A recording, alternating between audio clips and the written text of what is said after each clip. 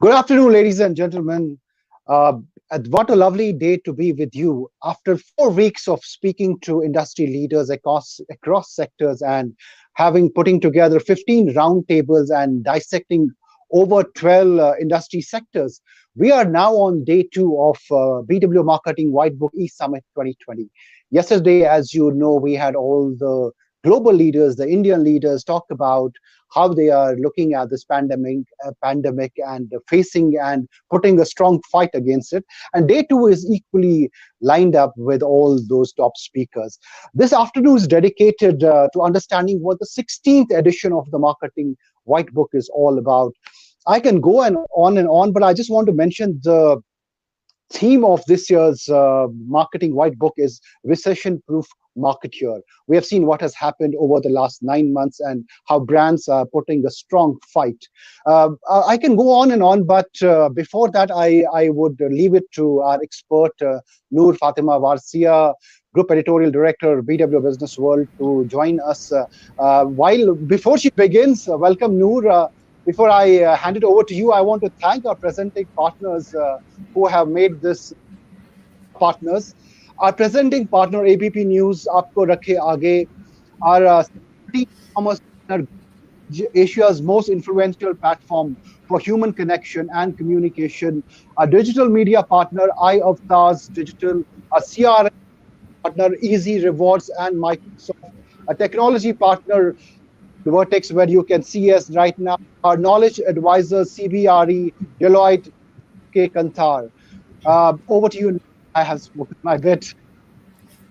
Thank you so much, Ruhail. Thank you so much, Ruhail. Ruhail did kind of mention this in bits that yesterday we had a lot of global speakers who had joined us. We had the holding company CEOs of WPP and of the Havas Group, both of whom are not only optimistic about the year ahead and believe that the worst is behind us, but they were very optimistic about India. And Yannick even said that they're looking at acquisitions and investing in talent in India, which I thought was a big plus. We had Mr. Rahul Belde yesterday as well, the EVP for transformation for Unilever globally, no stranger to India. But Rahul sir once again was not just optimistic about what to expect from India, but also he thought that the crisis did prove to be an evolutionary opportunity. So yesterday was quite a big day. The Marketing White Book has now been officially launched. It will be available in the next coming weeks. My advice to everybody is pre-order your copies now. We are looking at 12 sectors actually in the book extremely closely into a deep dive. For the first time, there has been a lens that has been put on the marketer. Everybody who's familiar with the Marketing White Book would roughly know that we have the tendency to look at themes and trends that are big in marketing. But this year, we moved it to look at the people who are actually making the difference. I want to get Ruhail all back on screen because I could also, like Ruhail, go on, but the show must go on. So Ruhail, back to you. Absolutely.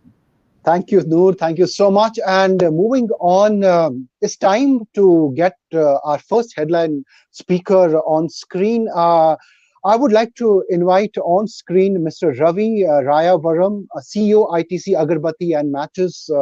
The topic is silver linings of a tough year, COVIDian era's new consumer. Over. Yes, thank you, Ruhail. Thank you, Noor. Firstly, it's indeed a privilege to be a part of this DW Marketing White Book eSummit 2020, and to be also sharing some of my thoughts on the topic, which is silver linings of a tough year. And boy, oh boy, this has really been a tough year for many of us.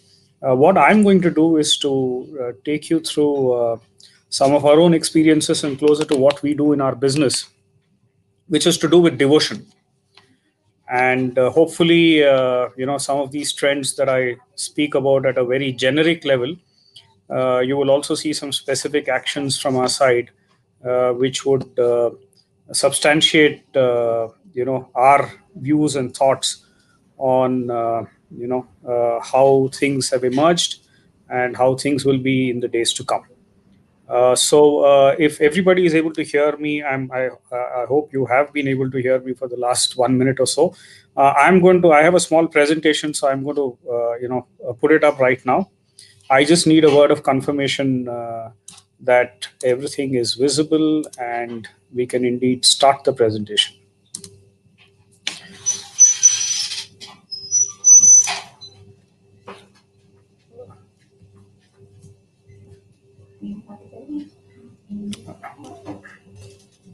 Yeah, okay. So, Noor, is it okay? I mean, how do I get a confirmation on this? You're fine, sir. You're fine. You're Is it absolutely fine. visible? We could hear you from the start. Yes, you're absolutely Yeah, fine. We okay. can hear all clear. Perfect. That's great. Okay, actually, it's been an extremely tough year for all of us with the onset of the pandemic, which is believed to have started in a seafood wholesale market in Wuhan.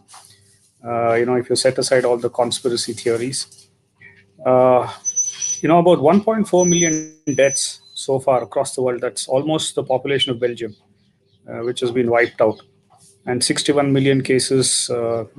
Again, you just kind of make these comparisons just to get a sense of the scale. Almost the population of France. Now, India went into a lockdown sometime on March 24th of this year, and as it has happened across the world, this has led to loss of businesses and loss of livelihood. Now, there are some estimates that we've seen, that we've heard about across the world. In fact, according to a report from ILO, about 1.6 billion workers, especially in the informal sector, may have lost their livelihood or may have further got marginalized during this time. Also, 436 million, small enterprises have either closed or are seeing severe disruptions in their operations, and the list is on and on. And closer home, there are many reports. Unemployment rose to about 26% in Q1. All of you know the contraction of GDP that happened, that was minus 24%. An estimated 14 crore people lost employment, and more, lost employment or probably had to face salary cuts. As many as 45% of households reported lower income. And we also know the vibrant, the migrant labor issue. Almost 26 lakh migrant workers were either stranded. According to some reports, UP and Bihar itself reported some 32 lakh migrant workers have moved back from across the country into their states. So, completely an unprecedented scenario for all of us, which led to huge, uncertainty and stress. And what is not really generally talked about is the mental well-being of people. Okay, and again, as per reports, issues related to mental health actually doubled during this time, and more so because many activities were curtailed, and now this is the right time for me to actually talk about a very key aspect that we all kind of practice, and it's a fallback option for us, and that is devotion. So much so that we such a society so used to praying and practicing devotion that across the country the nation came forward and either lit lamps or rang bells during the time of lockdown. But unfortunately, during this time, there were many things like temple closures.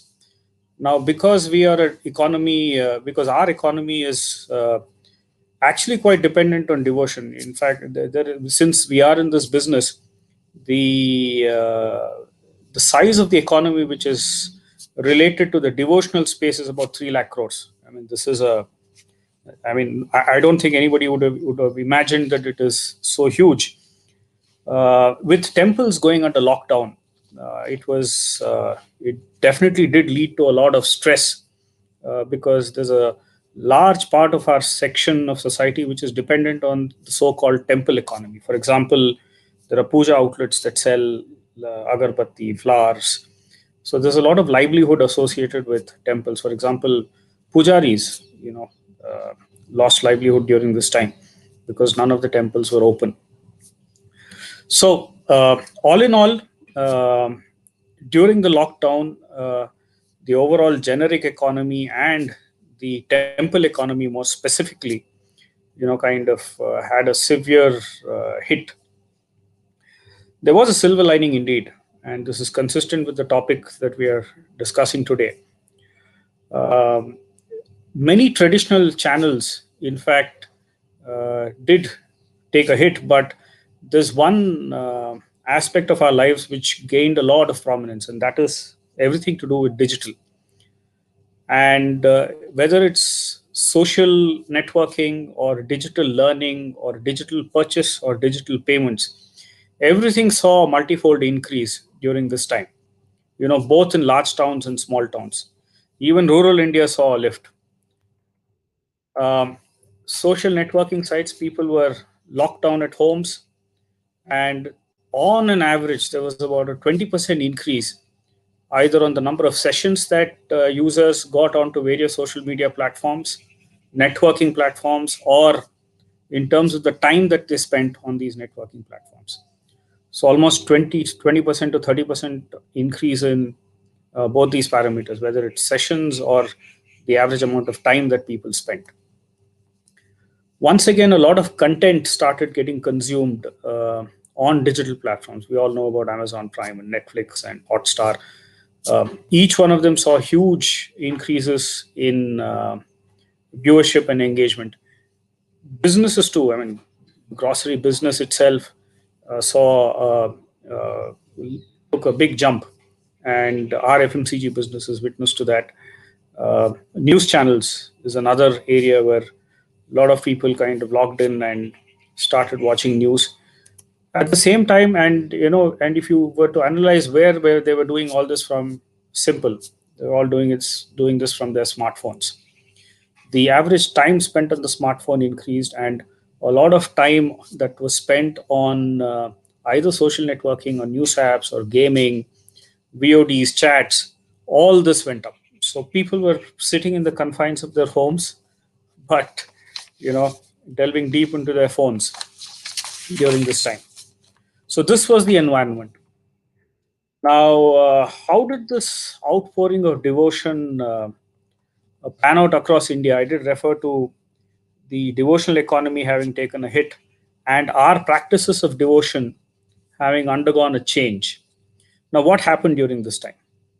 Very interestingly, serials like Ramayana and Mahabharata, which were really, really old. I mean, I remember seeing this during my childhood days, came back, and they came back with so much strength.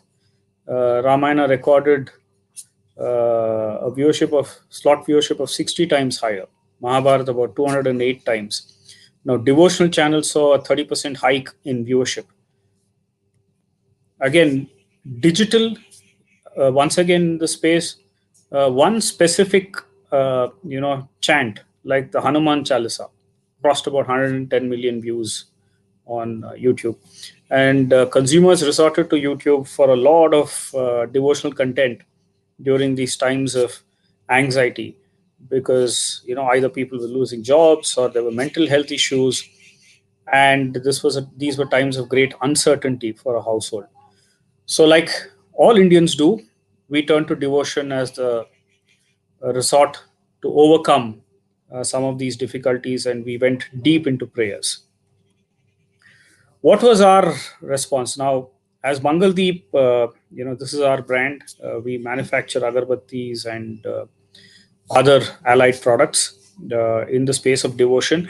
And we also said that, our vision was to actually enable every single family in their pursuit of devotion, and every single Indian in their pursuit of devotion. And this was at the core of our vision and mission. So what did we do during this time? We saw some of these key pain points, and like consumers were missing going to temples and being part of pujas. And there were a lot of festivals in between which came, and consumers didn't know what to do because temples were shut and they could not really access information from others, so they were all confined to their homes. Consumers were also unable to get festive prasads and what you call naivedyam during these restrictions, because the temples were obviously closed, and they were also unable to go on religious tours to some of the river temples of India. Now, we looked at it along three vectors. One, we do have a devotional app called Mangaldeep, and we are present on our social media handles. And we also looked at what we can do with our products during this time. And let me take you through some of the small things that we did during the lockdown, which has really helped us in a big way. And while we did all this, our spends on digital went up from 8% in H1 of last year to about 20% in H1 of this year. And this is not just a mere increase in percentage. Our absolute spends, more than doubled during this time. So a very, very unique intervention that we did during this time was to conduct Mangaldeep live pujas. So there were many occasions, as I said, of festivals. Akshaya Tritiya was one, Shanti Jayanti, Jagannath Rath Yatra, Nag Panchami, Varalakshmi Vratam. So there were so many of them. Ganesh Chaturthi, the most important one. There were so many of them that came during the COVID time, and during either full lockdowns or partial lockdowns. And we conducted live pujas on our Facebook page. We saw 70 lakh consumers come in and watch these live pujas, because they would also watch these pujas and kind of also imitate or emulate that at their own homes. So the live pujas went on for almost 1 hour, 2 hours, as the case may be, depending on the puja that we're talking about. So this for us was a big hit. So this started in May and went on up to September. We're still doing it. Also, you all know that we have a big hotels business, and we have the expertise of our chefs. So we made about 40 odd videos, which is to do with the making of puja food. The naivedyam, you could make it at home. So every festival has a certain unique food that is made during that festival. So we tied up with our chefs who made videos of how this food is to be prepared, and we hosted that on our app, and also kind of posted it on our social media handles. So this again caught a lot of traction, because people in the confines of their homes could look at these videos and make this food at home. And mind you, many of us are nuclear families, during these times. As the economies evolved, we no longer the erstwhile traditional joint family system that we predominantly were.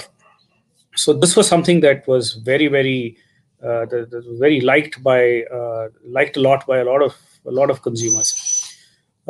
We also did a very unique thing. I did mention to you that the temple economy took a big hit. Many pujaris were out of, so-called, there were no pujas being conducted, of course. No festivals, no marriages, nothing was happening. So we decided to do something called a Lokakshema Puja over a span of 2 months across 7 cities, with the help of about 275 priests. Now we reached about 2.5 crore Indians through the pujas that we've conducted so far. There were many pujas that we did, like, for example, there was a Mrityunjay Homa, there was a Lakshmi Puja during Diwali, there was a Satyanarayan Puja during Diwali. So a lot of these pujas happened in various cities, and it was again, projected live on our Facebook page and promoted as well. So we got huge traction on this. Again, a very interesting module that went on our app. If you really want to listen to Bhagavad Gita today, which I believe is a way of life and it's got nothing to do with religion as such, there are these long 2-hour modules for every chapter, 18 chapters, and you've got to listen to 2 hours, 3 hours, and sometimes 4 hours of discourses on one chapter. So we said, can we make it nice and short? So if you go to the app today, you will find almost 3 chapters of shlokas, all the shlokas uploaded there with short meanings. And this is the crux of the shloka, and there's an interpretation. There's a very nice interpretation. There's a takeaway at the end of this. And we just hosted this very recently, and this has again gained a lot of traction because it's something that you can do on the go, and 3 chapters are over in pretty much the same time that you would actually take one chapter to listen to, and you would actually get the crux of what the shlokas say. What we did during Diwali, again, a huge list of easily accessible information for Diwali, whether it is in the form of pujas or aartis or stories. So all these were uploaded, and this again got a lot of traction because people were comfortable sitting in the confines of their home, and they were able to access a lot of this content, for themselves, and using that content to go about an activity which is very close to their heart. And here again, we reached about 1 crore people during this time, with our Diwali interventions. I did mention to you about something that we did on the product. Now, this is a very interesting, intervention that we did.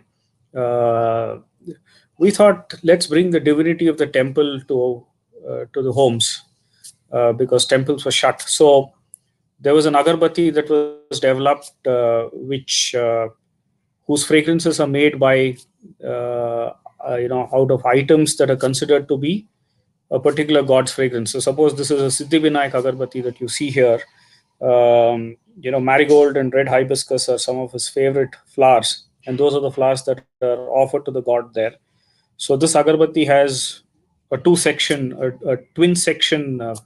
It's a twin section fragranced Agarbbati. On the top half, you get marigold, and as the Agarbbati burns, you will get red hibiscus.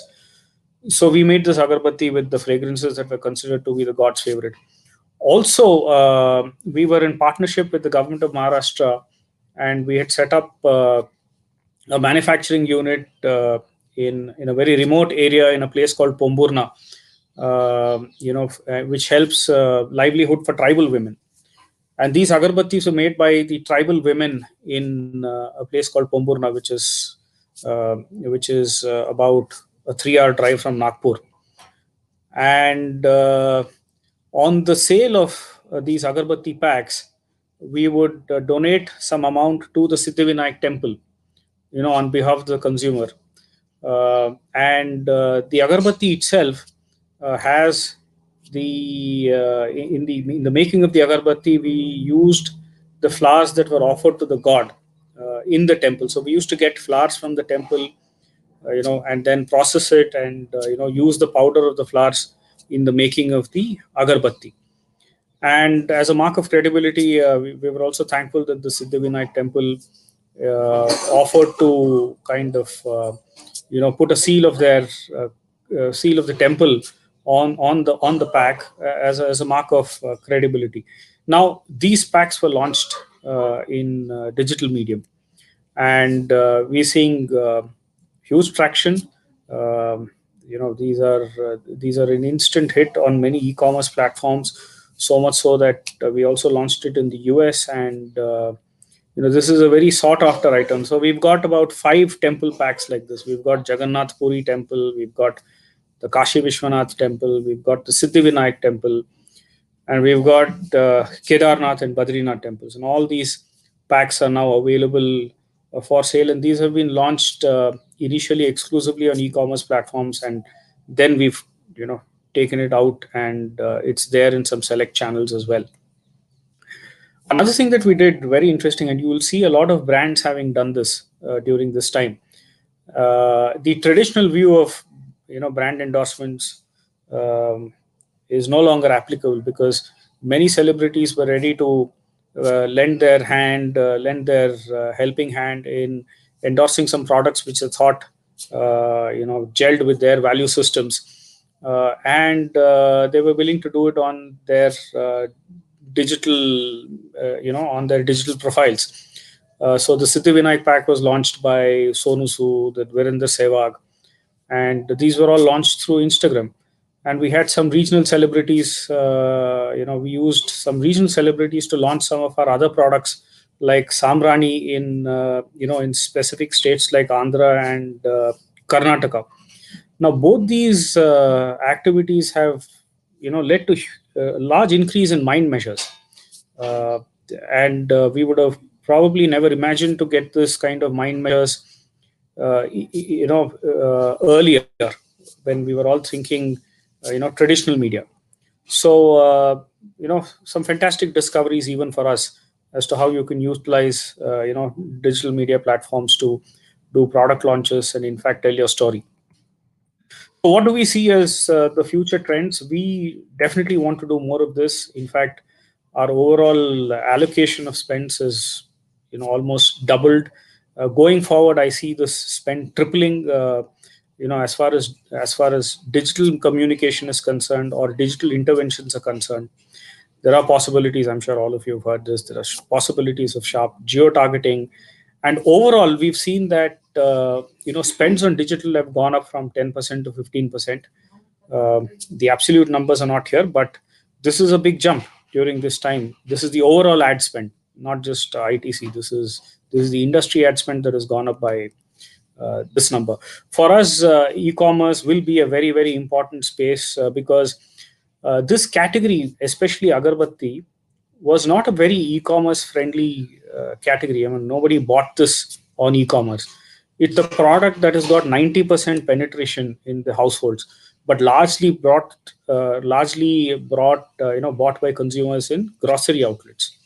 But this period has seen a multifold increase in e-commerce sales, and this has certainly become a category of interest on e-commerce. So many e-commerce platforms have started to sell devotional products, and especially the Agarbbati and matches, Agarbbati and Dhoop, etc. Many new players are emerging. For example, JioMart.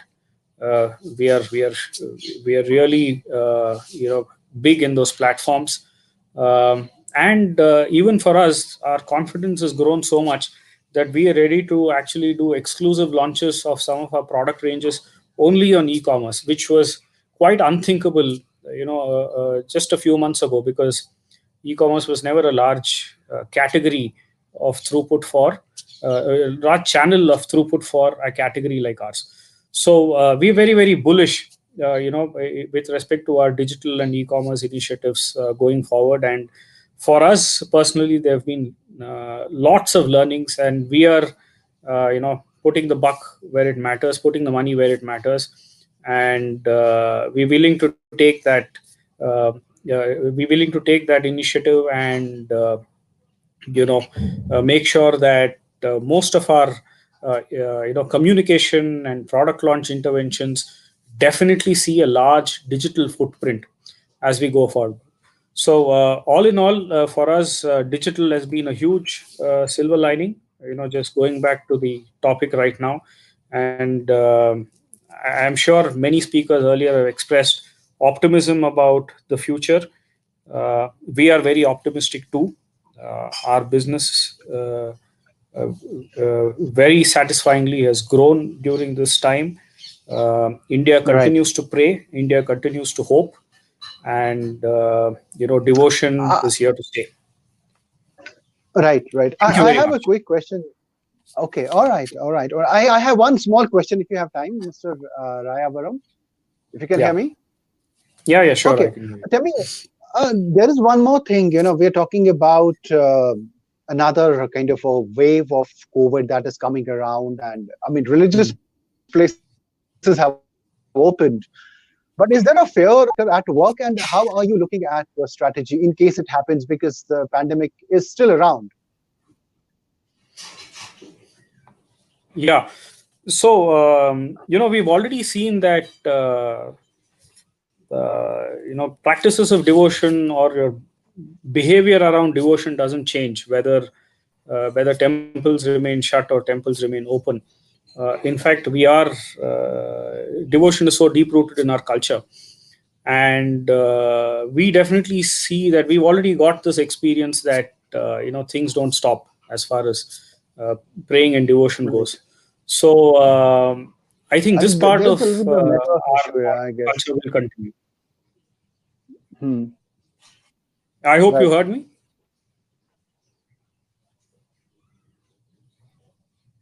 Was I audible? I guess there's some network issue. Yeah. A little bit, but thank you so much for joining us, Mr. Rayavaram. It's been great hearing you share your insights. Now, I think we'll move on, and I want to invite esteemed speakers that.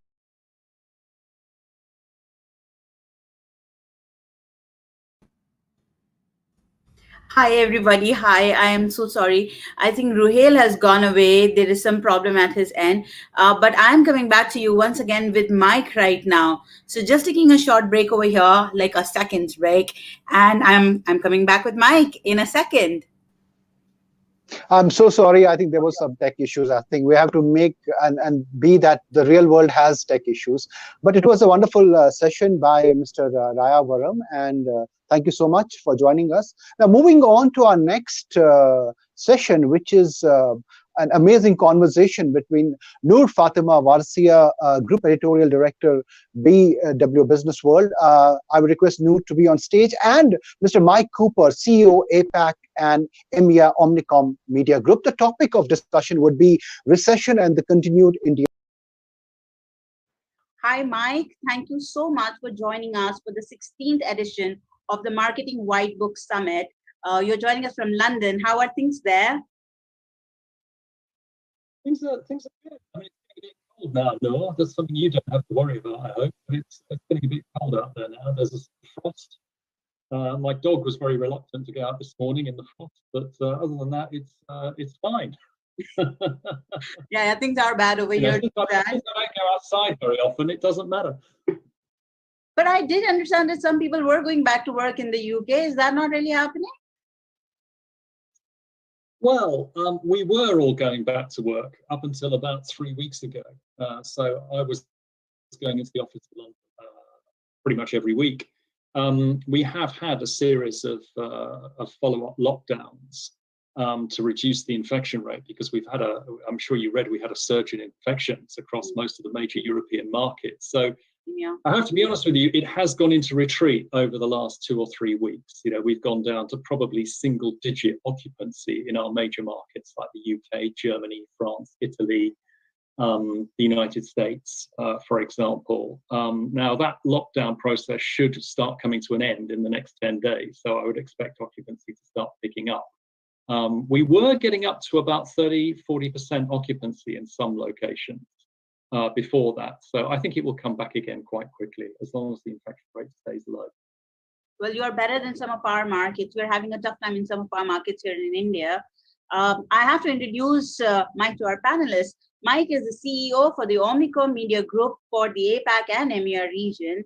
And he's quite a supporter of the India market for a really long time. Actually, he's quite the Asia man for almost 3 decades now. And I think we can credit Mike to some of the good work that we have seen Omnicom Media Group do over here in its really fast establishment when it had come in play. Today, I am going to corner Mike on some of the things that he is facing and his experiences in the pandemic across the region, across both of his regions of mandate, but more from a global perspective, and also where he sees India is headed. Mike, just to give me a sense, we would have already met in Cannes this year, but that got cancelled, apart from various other things that came to a standstill. But I was speaking to some of the global leaders in the last couple of weeks, and a lot of people said that the worst is behind us. Now, you just mentioned some of the problems that's going on, or rather in terms of the surge and the occupancy. But from an overall industry perspective, will you agree that the worst is behind us?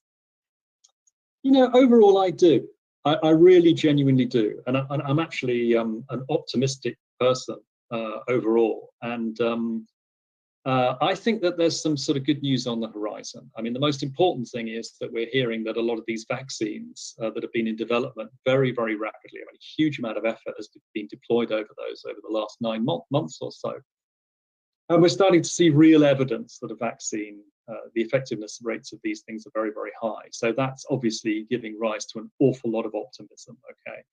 Secondly, we have the US election results, and whatever you think of that, I think it's almost inevitable that we're going to get greater international collaboration in 2021, and that's got to be good for global trade. So that's another reason to be optimistic. I still think the US-China relationship is a little bit of a concern going forward. I still think we're going to get some bumps in the road with that in 2021.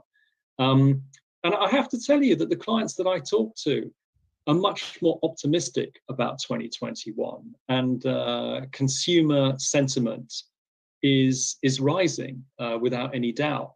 So I think by kind of like March, April, maybe as late as May, but certainly round about that time, we will start to see a return to some kind of normality. And when it comes, I think it's going to come very, very rapidly. I think it's going to come very, very fast, very quickly, because I think there's a huge amount of pent-up demand.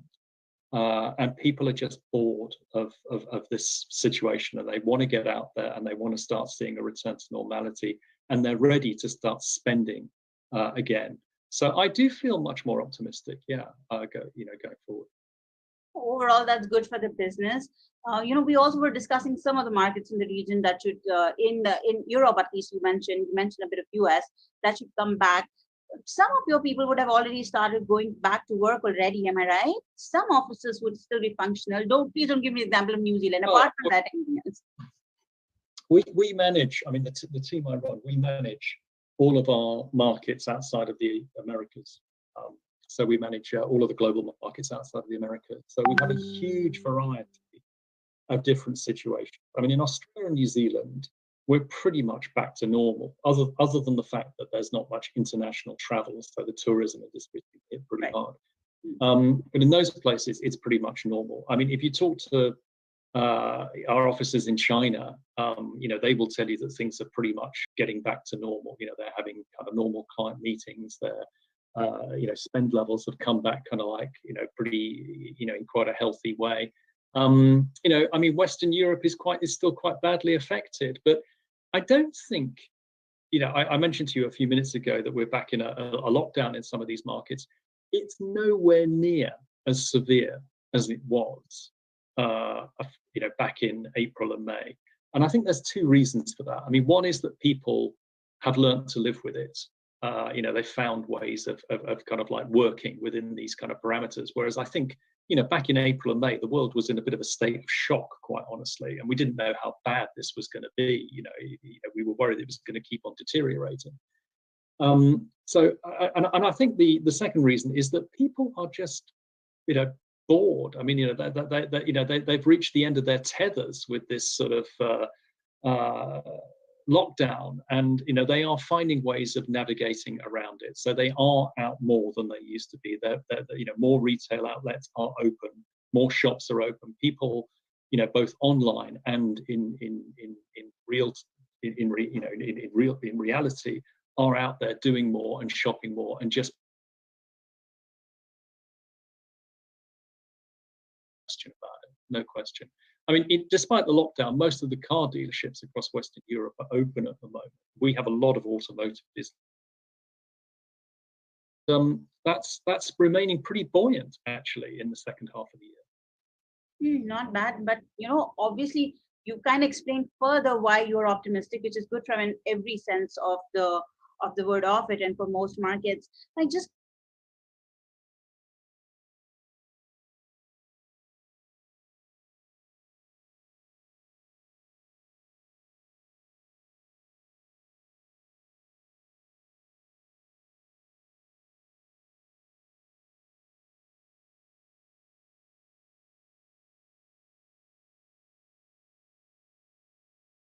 and we in fact heard clients like Unilever and P&G say that they're going to increase spends in the year ahead on a 2019 base. But we saw those sectors actually grow. Now, Mike, when you were working with your clients, how did this impact the way you were working, or the kind of advice that you were giving to your teams in terms of dealing with these different marketers? I think look, we always encourage clients, where possible, to take a long-term view, and where they could, to invest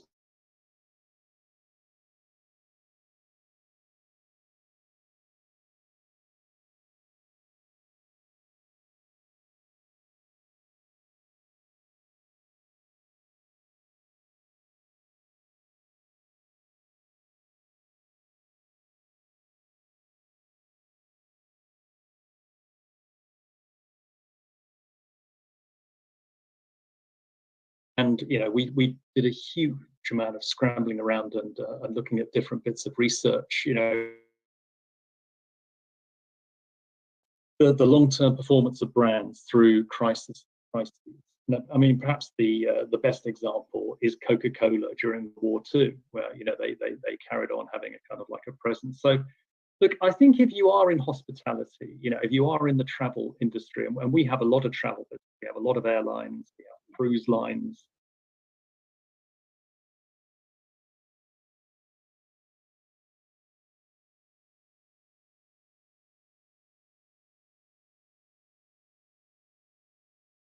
People have been very badly affected by this. There's also a lot of people, who have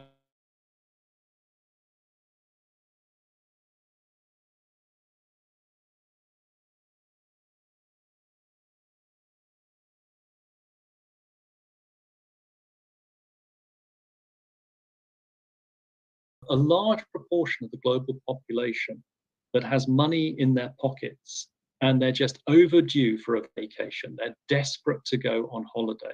So I think if you are in the hospitality or travel industry, I mean, if I was in that industry, I would be targeting consumers with very specific communication, I mean, reminding them about the vacations that they've taken and, how you're going to be ready as soon as possible to take them back. And, I would be trying to stay in front of mind, because I do honestly believe that it's going to be like the cork coming out of a bottle when this, out of a champagne cork, I mean, coming out of a bottle when this finally ends. And I think people are going to be aggressively, just falling over themselves to book holidays, vacations, to go to places, to get some sense of normality, because they'll have spent the best part of a year doing at a screen, day after day after day. And even in their leisure time, they're just looking at a screen a lot of the time, So I just think there's a massive amount of pent-up demand across all sectors.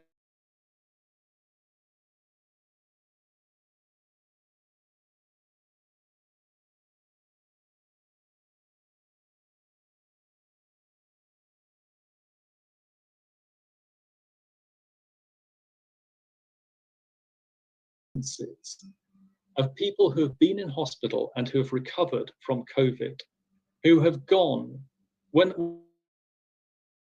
they've gone straight to a Porsche dealership to buy a new car, because they're just things.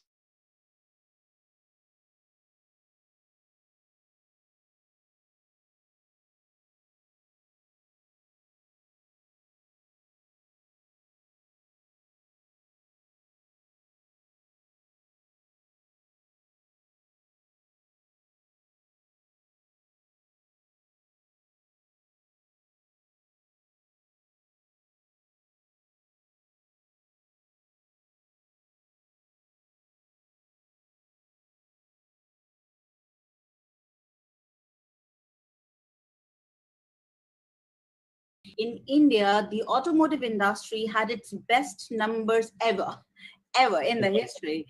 David, like the automotive sector, they thought it's a mix of both. They thought it was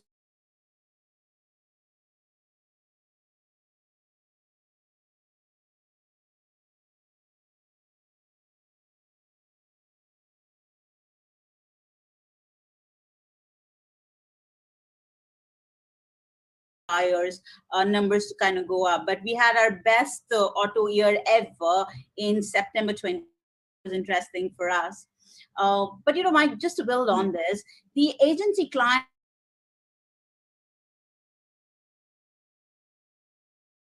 evolve.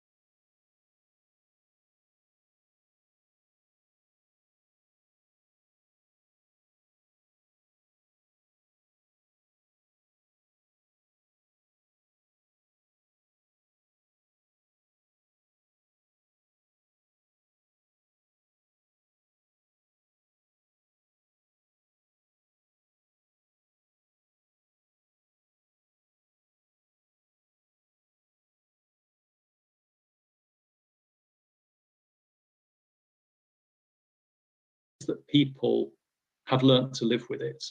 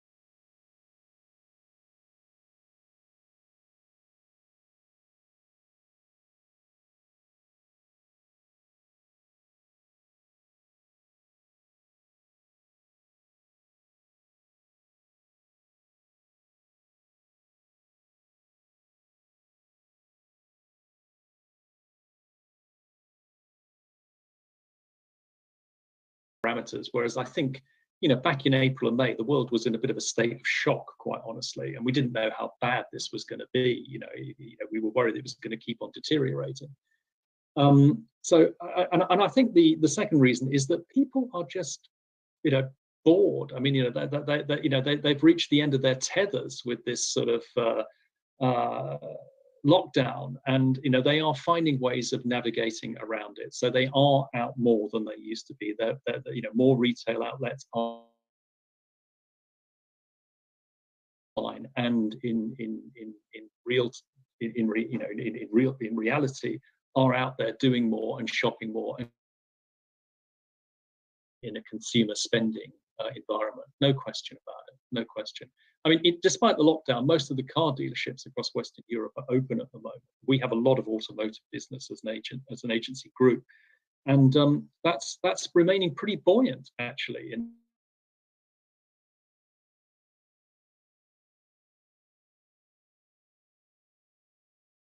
sense of the word of it, and for most markets, like, just give me a sense right now. I want to really break this sector wise, because at least what we saw when the lockdown began, and then what we saw continuing for some time, was that you mentioned tourism about Australia, but that entire industry was really badly hit.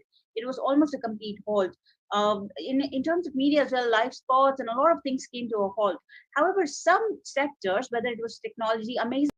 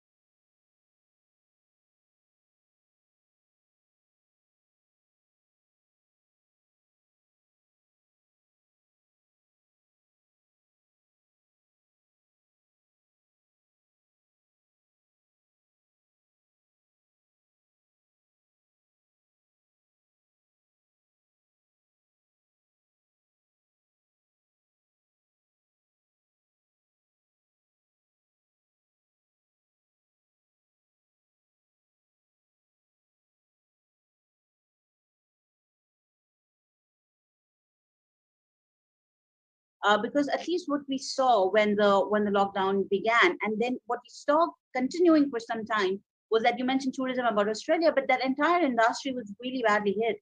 It was almost a complete halt. In terms of media as well, live sports and a lot of things came to a halt. However, some sectors, whether it was technology, amazingly also FMCG, and we in fact heard clients like Unilever and P&G say that they're going to increase their ad spends in the year ahead on a 2019 base. But we saw those sectors actually grow. Now, Mike, when you were working with your clients, how did this impact the way you were working, or the kind of advice that you were giving to your teams in terms of dealing with these different marketers? I think look, we always encourage clients where possible to take a long-term view, and where they could to invest behind their brands. And we did a huge amount of scrambling around and looking at different bits of research.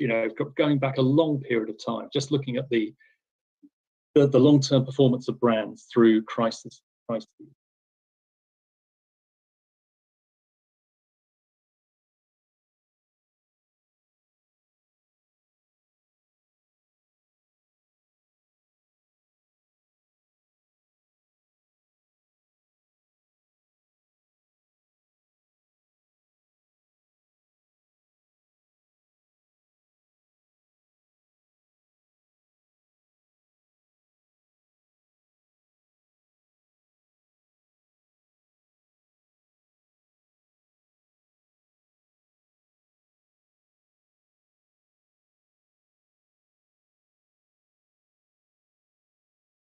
I mean, perhaps the best example is Coca-Cola during World War II, where they carried on having a kind of like a presence. So, look, I think if you are in hospitality, if you are in the travel industry, and we have a lot of travel business, we have a lot of airlines, cruise lines, you can still message consumers and get them mentally prepared for when they come out of lockdown.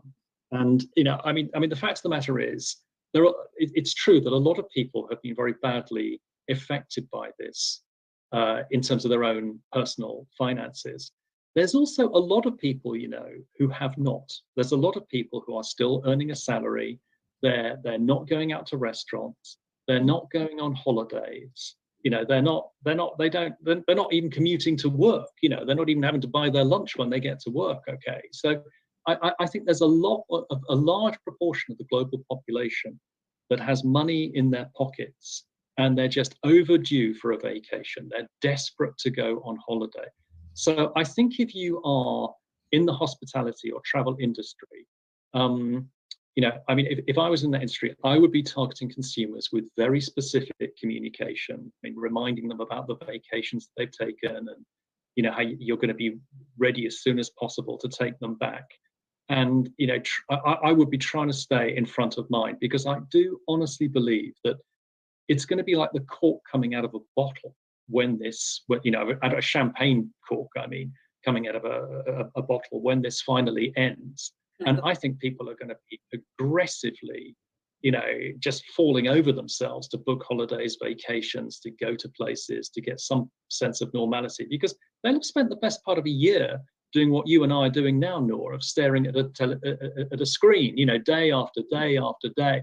And even in their leisure time, they're just looking at a screen a lot of the time, So I just think there's a massive amount of pent-up demand across all sectors, quite honestly.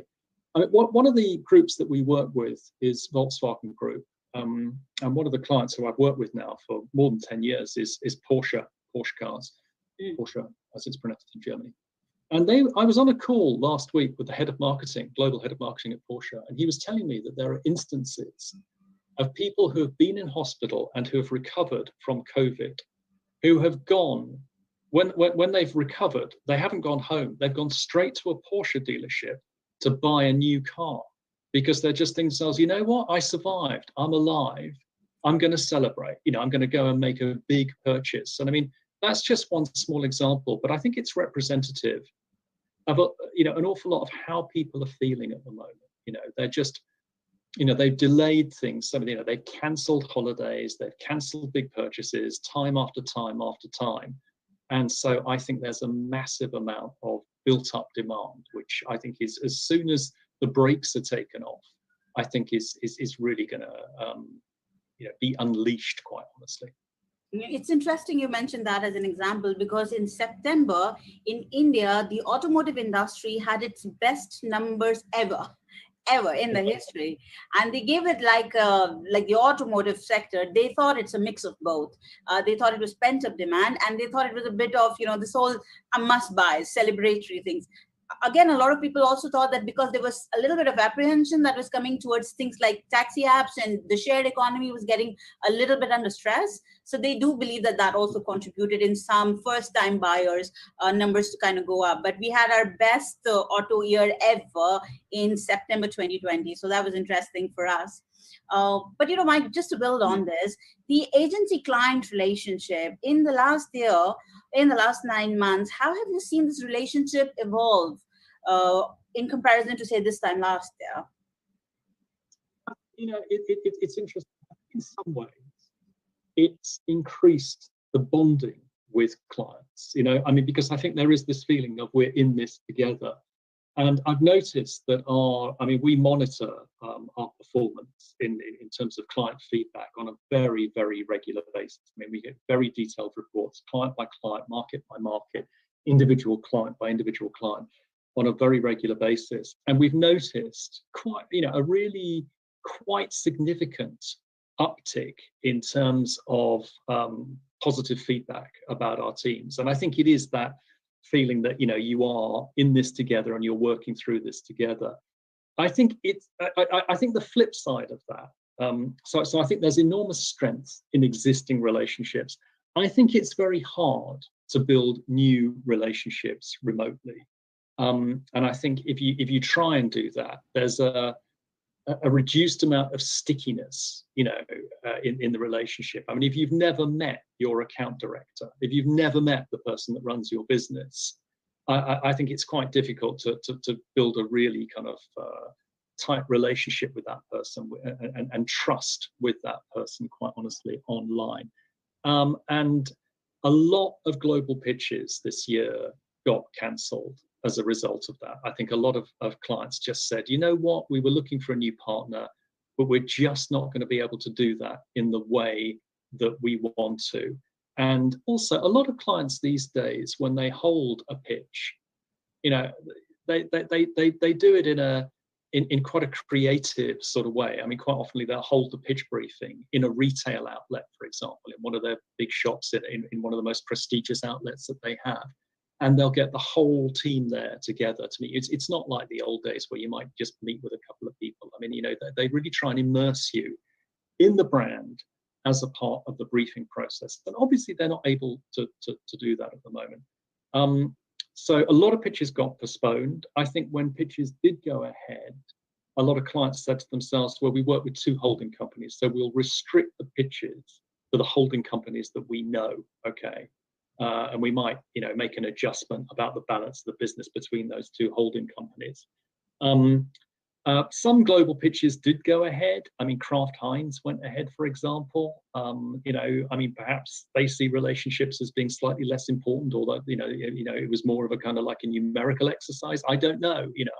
It was something I was really closely involved in, but I just think to be honest with you, Noor, I'm quite happy to see that overall trend, because it does say to me that relationships in this business are still important.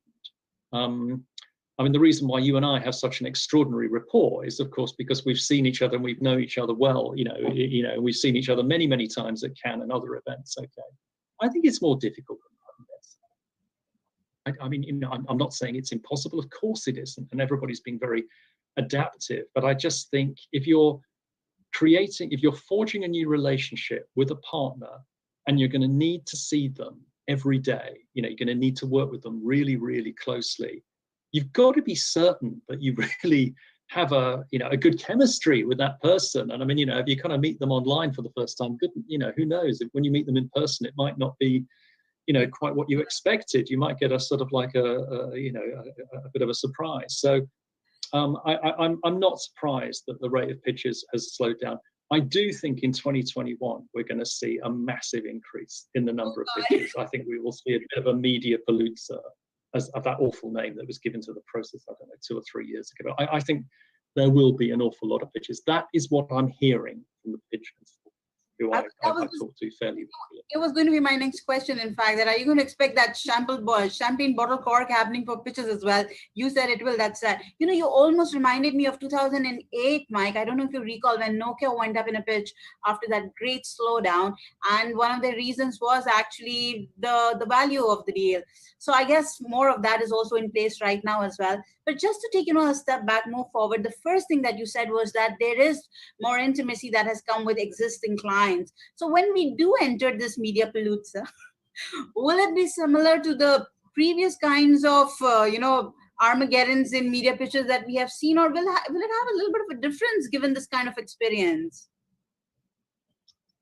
I don't know. I think that's very, very hard to predict, to be quite honest with you. I mean, I just will be. You will have. I mean, a lot of pitches are cyclical. Because of the, procurement departments insist on there being reviews, and if a lot of those have been delayed, you will get the ones that have been delayed, and you'll get the ones that are scheduled anyway for 2021 to take place.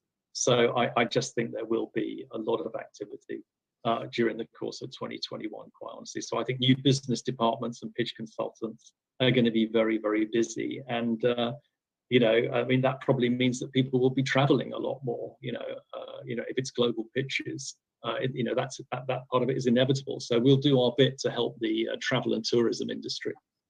Some bit of normalcy. You will also help the journalism industry, because we write a lot when you guys pitch a lot. But Mike, just give me a sense right now that when we are looking at, at least in the terms of India, this whole normalcy thing that you just touched upon very, very briefly. In India, there's expectation that India will bounce back to normalcy faster than most other markets. However, we spoke to close to 50 CMOs in the last 1 month that we have been doing this marketing whitebook roundtable. And we got a sense that some sectors are arguing that they would spend more in their advertising spends in the year ahead on a 2019 base, expecting this normalcy and optimism. However, some sectors, which included auto, by the way, will not. And they will only look at digital as their mainstay. They will look digital, and they're expecting their digital media partners to come back with better solutions. But that is what they're looking at. So there seems to be a divide. If you had to kind of give us a sense, what is your expectation in 2021 in terms of the ad spend movement, static growth, drop? Look, I think it's very hard to predict at this point. We just don't know how rapidly consumer confidence and consumer sentiment are going to return. I personally, as I mentioned earlier, I think it will happen very, very rapidly. And I think you're already seeing evidence of that in the stock market. I think a big recovery is priced in, it's factored in the, that optimism about 2021. I've got to be honest with you. I don't sort of think in terms of digital versus traditional media anymore. I just don't really think in those terms, partly because most traditional media, what you might have termed as traditional media, and I hate that expression because it sort of doesn't do justice to an awful lot of very important channels. You know what I mean? They've developed their own digital media channels, and I think there's just this complete blurring of where you read a story or where you see a piece of content today, and you don't even remember which platform always that you see something on. If you take the example of the BBC or the ITV here in the UK, they've launched a service called BritBox, which is they've taken their content globally. They've freed their content onto digital platforms globally. Most traditional media owners have been running, their content in digital, and it's just content is just content. Okay, so I don't see this demarcation between digital and traditional that a lot of people talk about. I think what most clients would agree is that they're going to go to the place where they're going to get the best possible consumer engagement. I think this is some issue with the network, but nevertheless, been a great discussion. We hope to get them back, maybe. But in the meantime, we'll go ahead with our rest of the agenda that we have. At this stage, we have a very important speaker coming up, Mr. Sudhir Nayar, Managing Director, Commercial Sales, Cisco India and SAARC. And he'll be talking about Forged in Crisis, the next normal. And it's going to be a very wonderful conversation, and we hope to take some questions at the end as well. Thank you, Mr. Nayar, for joining us. Over. I just a quick check. Are you able to see me and hear me properly? All fine. It's all fine. We can hear you and we can see you, sir. Okay, great. So I will start from where the previous speaker, Mike, if I got his name right, was finishing. That's right. Let me complete the statement. So, the business that I run in, I must say that in the last 7 months, we have not reduced a single amount of dollar that we used to spend on advertising or marketing. In fact, we have increased the spend in some select areas just to make sure that the customer awareness is built at the right level. So on that promising note, let me start. And if you can just help me to bring up my slides. I just want to welcome all the delegates. I understand that this session has been on from yesterday, and I look forward to giving you a little bit of insights about our business. And more importantly, then I look forward to having a discussion and answer some of your questions about what do people like us who are in sales and marketing need to do differently, and some of my learnings that I had for the last 8-9 months. Can somebody just put up the slides, please? And I can start. Okay, move to the next slide, please. Obviously, I will skip a lot of this preamble because I'm sure a lot of previous speakers must have already covered what we are. I think this is how we see. I'm an internal optimistic, and I always believe that we can always learn from whatever has happened for the good.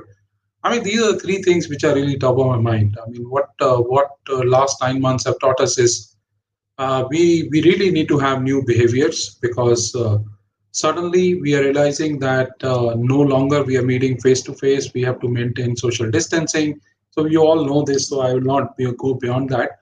But I think what is very important is that we have a choice either to adapt and flourish with the new rules of predominantly social distancing and keeping everybody safe, or we crib about it. The choice that I made is that, look, these rules are for all our benefit. So if maybe there is a little bit of inconvenience, but this is the way it is going to be. And I don't know what the new normal is. Is it something that what we are witnessing for the last 7 months, is it a new normal, or there is something big coming our way? We will see how the world moves in the next 6 May, but my own take is that it will never be the same what it used to be before. And there are different terminologies, different predictions, but I will say that, look, we need to just stay tuned with our customers and listen to them every single day. And the one example that I will say is that I have a team of about 200 sales and marketing people who work along with me. And first day of this lockdown, they were all looking at me to say, give us the next direction, what we should do. And I told them, I have no idea what we should do. But the only thing that I told them is that each one of us, we are 200 of us, and we service about 20,000 customers. If each one of us can talk to 10 customers every single day and ask them only 2 questions, what is changing in your business world? What are your new priorities and how can we help you? And every day we did that, we consolidated the answers. And then end of first 2 weeks, we had a very good idea about what customers needed from us in this new era, which nobody had seen before. And that included what I also told my marketing team, digital, analog, I don't care, but just get me the insights of what our customers are going through. So they looked at what was trending, they looked at every single digital statistics, and we got a pretty much answer. And at that point of time in our business, our customers had only one need. There were about 4.5 million people in the Indian IT industry, and the job of the IT leaders there was, and we cater to almost 60-70% of them, and their job was only one, to get all their employees, people like you, me, who are on the call, to safely start working from home without any disruption and working securely. So cybersecurity was the biggest area. So things like that we picked up, and then we started working on it. Let's move to the next slide, please. Okay. I mean, if I just to summarize for a sales or marketing professional, these are the three big things which come to my mind. Suddenly, we have a deficit of trust. No longer we can meet human beings. Even Mike, the previous speaker, was speaking about it. So how do we really build trust when we are meeting people virtually? I've been selling for the last 31 years, and I never had a scenario before where I'm not meeting a customer face to face. So for me, I had to really go back to the basics, unlearn a lot of things, learn how do you virtually connect. Unfortunately for me, we have a team who sells only over phone and web. And I went to them, I just took some of the tips and suddenly realized that, look, connecting with in the virtual world with your clients whom you have not met before, how do you really get to build trust in the first 10-15 minutes? And I'll just leave a tip aside for all of you from sales and marketing. The easiest way to build trust is do twice the homework about your client's expectation, his business, and start always with that and not with what you want to sell. And that's the easiest way to, and I obviously get a complete brief of my client's LinkedIn history and look at everything, what they're talking about. And if you start a discussion straightforward with that it's a much more easier way of building trust. Another thing that I realized is normally we used to have 1 hour meetings, which used to be face to face. I mean, now maximum virtual meetings will be for half an hour. So you have to manage your time so effectively that you take the first 10-15 minutes to build trust and then get to the point and give them the value that they are looking at, not really what you want to sell. I think the second area is phenomenal here. I mean, I'm amazed with the couple of thousand customers that I have spoken to one-to-one and one-is-to-many over the last 9 months, how they have innovated. I mean, this has been, let me just put it on record. I don't know of a single business of mine where IT was a showstopper in running their business when everybody from office had to shift from working from home. I mean, this is really, really phenomenal. We speak about all the heroes in healthcare, and I have full respect for them, but our IT enablers have been an equally big hero because they never allowed any disruption to happen. I can talk about at least 10 business models which have come out very, very differently, but just for the benefit of sales and marketing people. The first week when I sat down with my marketing team, because we used to do a lot of demand generation exercise, we used to have I used to run about 30-35 field events every single quarter just to make sure that we are putting the technology in front of our customers. First week when I sat down with them, they told me, look, we can't spend our money even because we can't do a on-site event. And it took me a little bit of nudging, little bit of ideation with them to say, look, how can we do things virtually? I mean, within 2 weeks, I was amazed how they worked with all our agencies, and everything that we were doing turned into virtual. Today, I'm in a situation where, and I must give really a compliment to all the agencies who work along with us, because the way they transformed, because they all know how to go put up a stage, how to get a nice speaker in front of 1,000, 2,000 audience. They did that for the living. But the same thing to do virtually and do it effectively. I mean, we came out with at least 5 different formats where we are connecting with the customers and learning from them and then adopting the style. That's one disrupted business model that I should talk about. I was told that this industry in India, which is where we basically launch products, do events, is upwards of $2 or $3 billion. But and that industry came to a grinding halt because nobody could do a physical event. But I'm amazed to see how the same agencies have transformed their business digitally. I know a few agencies who are actually running concerts virtually, and they can even play or get you a singer for an hour's time, and he or she will play the songs that you want to do and customize to that extent. This is Indian innovation really at the best. The next point is very crucial. I was yesterday with 10 of my top manufacturing customers, and what they told me was that they've used the last 6 months to finally get their data repository right. Let me just explain this to you. We all have huge amount of ERPs and sales ERPs and CRMs in our organization, but how many of them can really put hand on heart and say that my information is 90-95% correct? Forget about getting 100% correction. Now, innovate the need for innovation and the need for getting out new decisions in a faster time has pushed everybody to finally get to one data repository. That means you have a one source of truth for your customers, for your partners, and you can take those decisions very fast forward. We've gone through a lot of pain, but this is the biggest positive I've learned from my customers, because finally we got a data right. So we can really know what we are analyzing and for what we are analyzing. And I'll put it simply. The last 5 years have been an era where digitization has been used for a digital experience.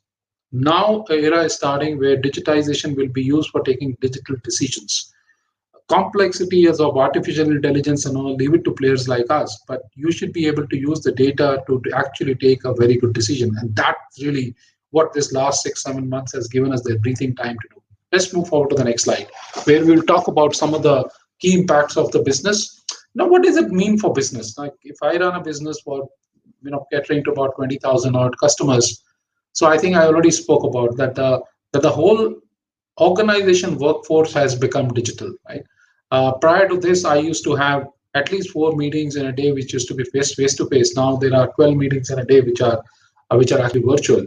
But there is one big risk here, and this is what I want everybody in sales and marketing to understand. Look, learning and training, to my experience in the last 30 years, what I've seen used to happen 40% in what we learn in a training class or anything, that skill building course that we go through. But 50-60% of that actually happens when we observe our colleagues or our leaders or anybody else. That part is completely missing today. So I will really urge everybody who's in sales and marketing just to find your own place, sometime to just shadow a leader virtually, sometime to just find a way to observe. I think the whole time for observation is gone. And that's what is our responsibility. There's no foolproof solution to it. Find a way and get onto that. The other point that I really want to bring out here is that now everything has gone global. I mean, I was talking to some of my customers this morning, and what they're telling me is that, look, earlier the applications were made predominantly where you were using 80-90% internally. Today, there is no barrier between internal and external, because we are all used to collaborating virtually so much that we have to share our IT systems. So suddenly, I mean, that barrier is gone and everything has become global, and so is your talent. So the question that we need to ask ourselves is, have we taken some time to unlearn and learn some of these new styles? Like in my case, I had to really learn how to connect virtually. I would have been very comfortable standing in front of 1,000 people like this, and I believe there are 1,500 of you are registered. But look, I need to really learn how do I make my point virtually and still get communicated. So these are some of the trends. Let's move to the next slide. I just want to leave more time for questions and answer some of your questions. Can we move to the next slide, please? Okay. So I have seen 3 different phases in the last 9 months. The first one was panic. I put it nicely to call it respond, but everybody was in panic.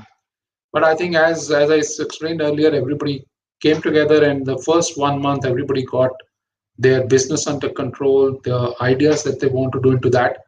Next point was the next 3 months was all about thinking about getting back. And today, it is a time where everybody is reimagining. Like I cater to a lot of the IT industry clients. They're really thinking about, when we open up, should we get 30% of our workforce in office? Should we get 50? Should we get 60? I mean, the general consensus in IT organizations is about 50%. That means if I should be going to office probably 3 days a week, even if everything gets okay, and 2 days I will be working from home.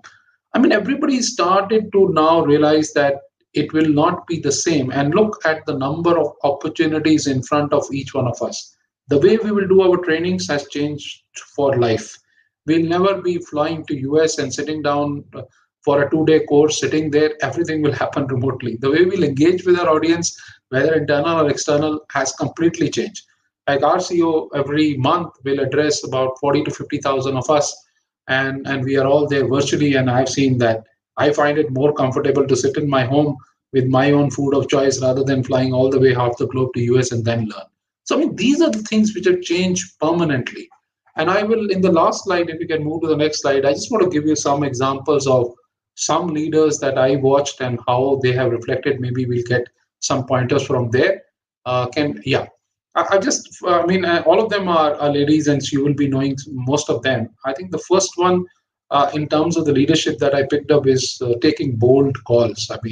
I was bold enough to tell my team that I have no idea what you do from tomorrow, just follow your customer.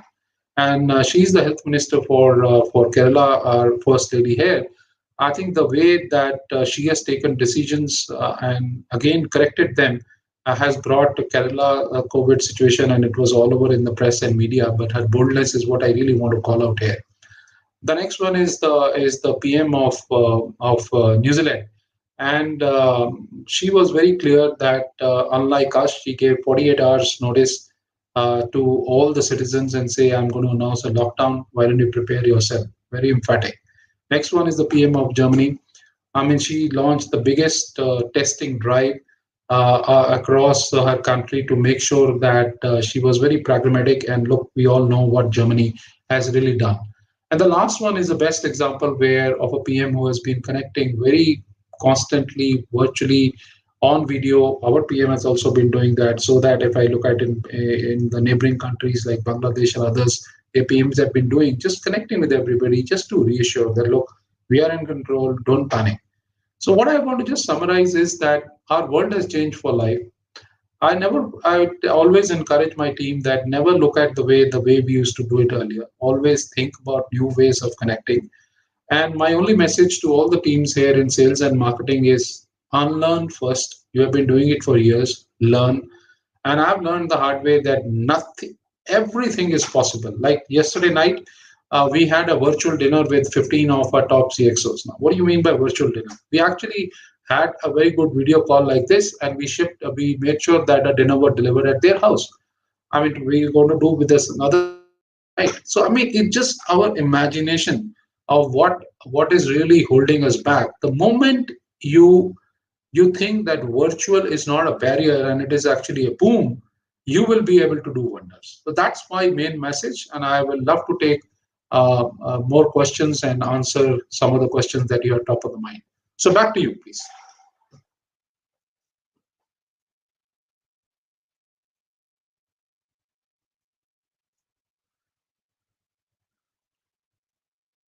Noor, are you there? Are you able to hear me? Yeah. I am. Apologies, sir. I think it takes a little bit of 5 seconds by the time these people are actually able to move it.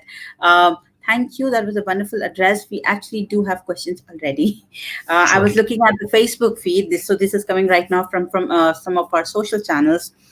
Amongst one of the first comments that you made, this gentleman, he writes in from Bengaluru. He has not given us what he does, but he's asking that disruptive business models did not really apply to some of the sectors. Especially you mentioned about the events industry yourself. He's not mentioned this, but I guess you hadn't mentioned it by the time he asked this question. But he's written events over here, and he's written the hospitality sector and aviation. So he wants to know that how do some of these sectors that were very naturally hit and will continue to see slowdown in the time to come, how should they, or how would they be looking at disruptive business models to survive? Look, let's take the example of one of the industries, like you said, hospitals, right? So obviously they had it's hospitality. Yeah, so hotels basically, yeah. Okay, basically. Good. Let's take that example, right? Fortunately, a lot of them are my clients too. So it is very sad that industry, and combined with airlines, I have few of the airports as my clients. They have been impacted. But it's a gradual. We have to wait and watch on how the industry really comes back. I think the previous speaker was also speaking about, and I heard it yesterday, that how all holiday destinations next year is already booked out, right? So it's a matter of time. But I just want to talk about the innovation. This idea that I got of doing a virtual dinner was one of the GMs from one of the hotels. I was just, I happen to know him for the last 10, 15 years. I just gave him a call and say, hey, what's new in your world? And he just told me that, look, we are actually trying to now do a home delivery, and they never did that before. And that gave me an idea that, look, why can't we just create a virtual event and even deliver food and liquor at home and still run a call like this? So, is it not innovation? Is there somebody thought about it? The way they have thought about the entire food delivery, from packaging to everything, has completely changed. And when I asked them the questions about safety, he said, no, look, we've done our trial runs. We know what we are doing. And that's a very good example of how hospitality industry has innovated, and it's a matter of time. I mean, look how airlines are innovating. They had to. I mean, you walk into airport now. I could never believe that. Look, it is the same airport what I used to go probably twice a week. I mean, with social distancing and all. So it's look how comfortable they are with that scenario. And I know I can take an example of Bangalore airport. They happen to be a big customer of ours as well. Every day morning, do you know that 1,000 people used to take a safety pledge there for first 5? It's like school anthem, right? That we used to go to school.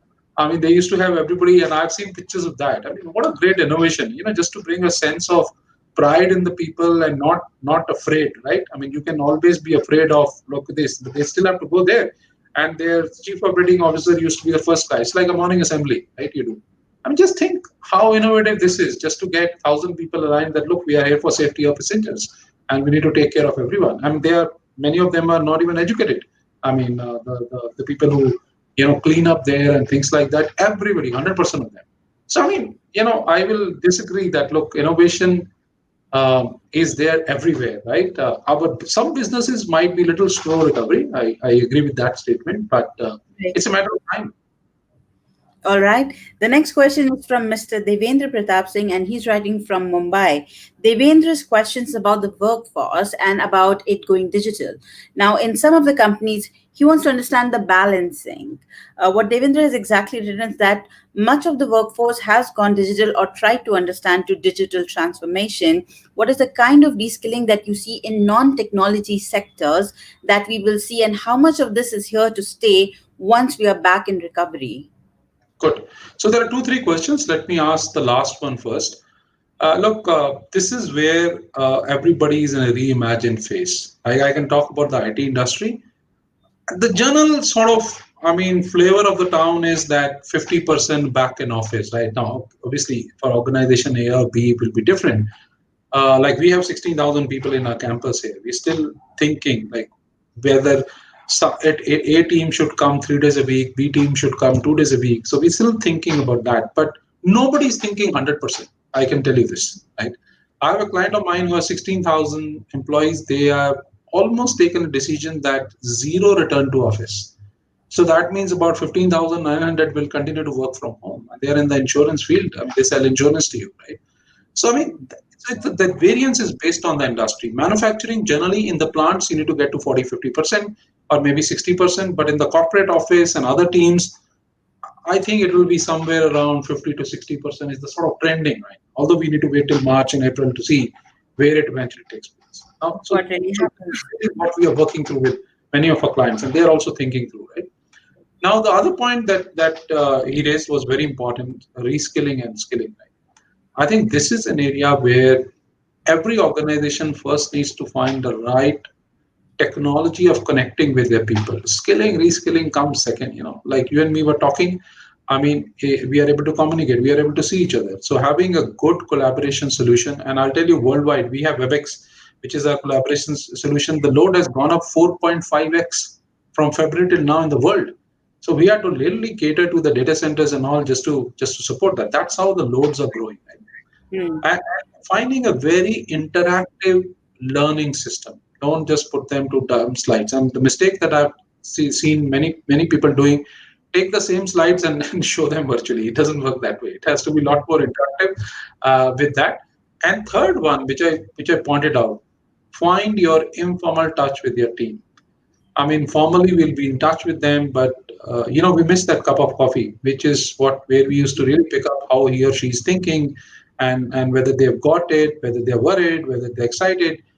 Find your own way of connecting. And what we do is I do a lot of virtual hours where we just bring our coffee and we just sit and say, let's just talk as if we are sitting in a cafeteria over a video. Don't lose that informal touch, because we learn more, at least I've learned more about my team and my clients when we met them informally. So those will be my answers. All right, perfect. We are literally on the last 1 minute. I still do want to take one question, so probably I'll just get you to answer really quickly. This is again Sudhir Sagar. He wants to know whether being in a tech sector for you, would you call 2020 and the pandemic a black swan event, or would it be something else for you? Look, rather than those terminologies, I'll tell you, this is what I look at it. It has made all of us humble. All our egos are gone, right? We all we thought we knew that 30 years in the industry, we know how to run a business. The type of change and innovation which has happened in the last 7 months for me personally, for my business, for my clients is unparalleled. And sometimes it has put everybody on a level playing field. And what I have learned out of this is that I was always taught that build precision, precision, precision. I think now I talk about agility, agility, agility. I don't care whether how precise you are, but are you agile? I think it has shown us that whether it's technology, whether it is people, if we are agile, we will be able to conquer anything which comes our way. And I hope that we never face anything like this before. So I think I'm very optimistic. I've learned a lot over the last 9 months, and I'm willing to apply that to see how the future goes on from here. All right, Mr. Nayar, I am grateful for your time. You've answered a few of the questions of our audiences, but you took them all. I'm really, really once again grateful for your time, and apologies for the inconvenience in the beginning at our end. But thank you, sir. Have a good day. Thank you. Bye. Ruhail, we are ready for you.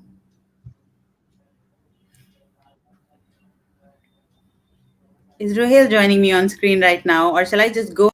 Yes. No, I could hear you. I'm sorry. There was, as usual, some delay in connecting because that is how it works, I guess. But thank you so much, Noor and Mr. Nayar, for this wonderful conversation, and what great takeaways from it. Talking of takeaways, I think the last 15 days, 15 sessions, 15 what you call roundtables, and around 60 marketers, marketing leaders talking and sharing their insights. I think it calls for a certain kind of reflection.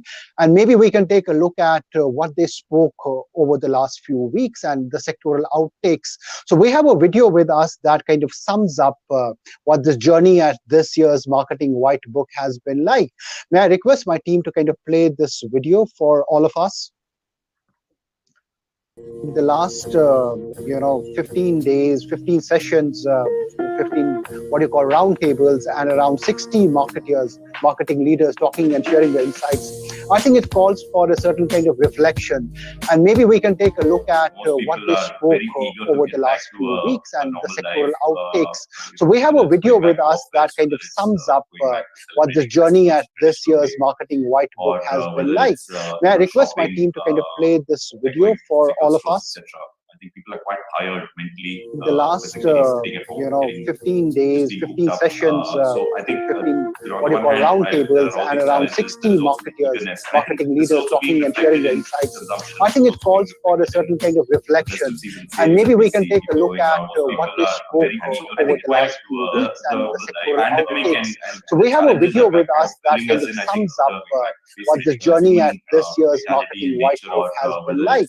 May I request my team to kind of play this video for all of us? The last 15 days, 15 sessions, human spirit is still very, very much alive and kicking. Marketers, marketing leaders talking and sharing their insights. I think it calls for a certain kind of reflection.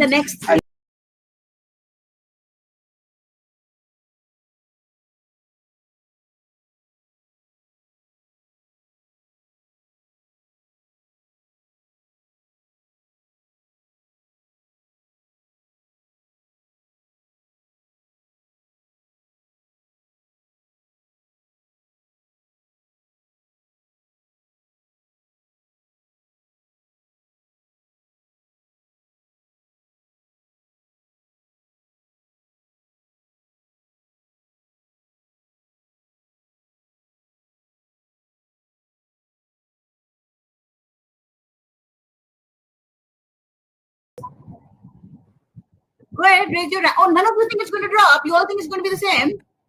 Very good. I'm so happy right now. So if the aspirants are going to be absolutely no. So that means at least we're seeing like a consistency in behavior. Okay, now next question. Will digital gain over at least like a print? Hands. Yeah. Yes, everybody believes digital will gain over print. All right. All right. You know that we run a magazine, right? And we all should know we are very highly digital. I must tell you, Noor, I must tell you something new here, and I'll tell you of experience here. For all this talk of digital, and we have had the Diwali campaign, and we have had our we've had it digital. We led by the digital campaign. while it will grow relative to the other mediums, it will grow. I'm telling you, print will remain where it is, and I can actually vouch for that in our industry. So the question is, what is the base? So if the base is like saying our GDP will grow in 2021, definitely will grow if 2020 is the base, So I may say 2024, like GDP, ad spend also has been murder. Especially that one quarter, April, May, June really killed it. And even now, it's not fully back.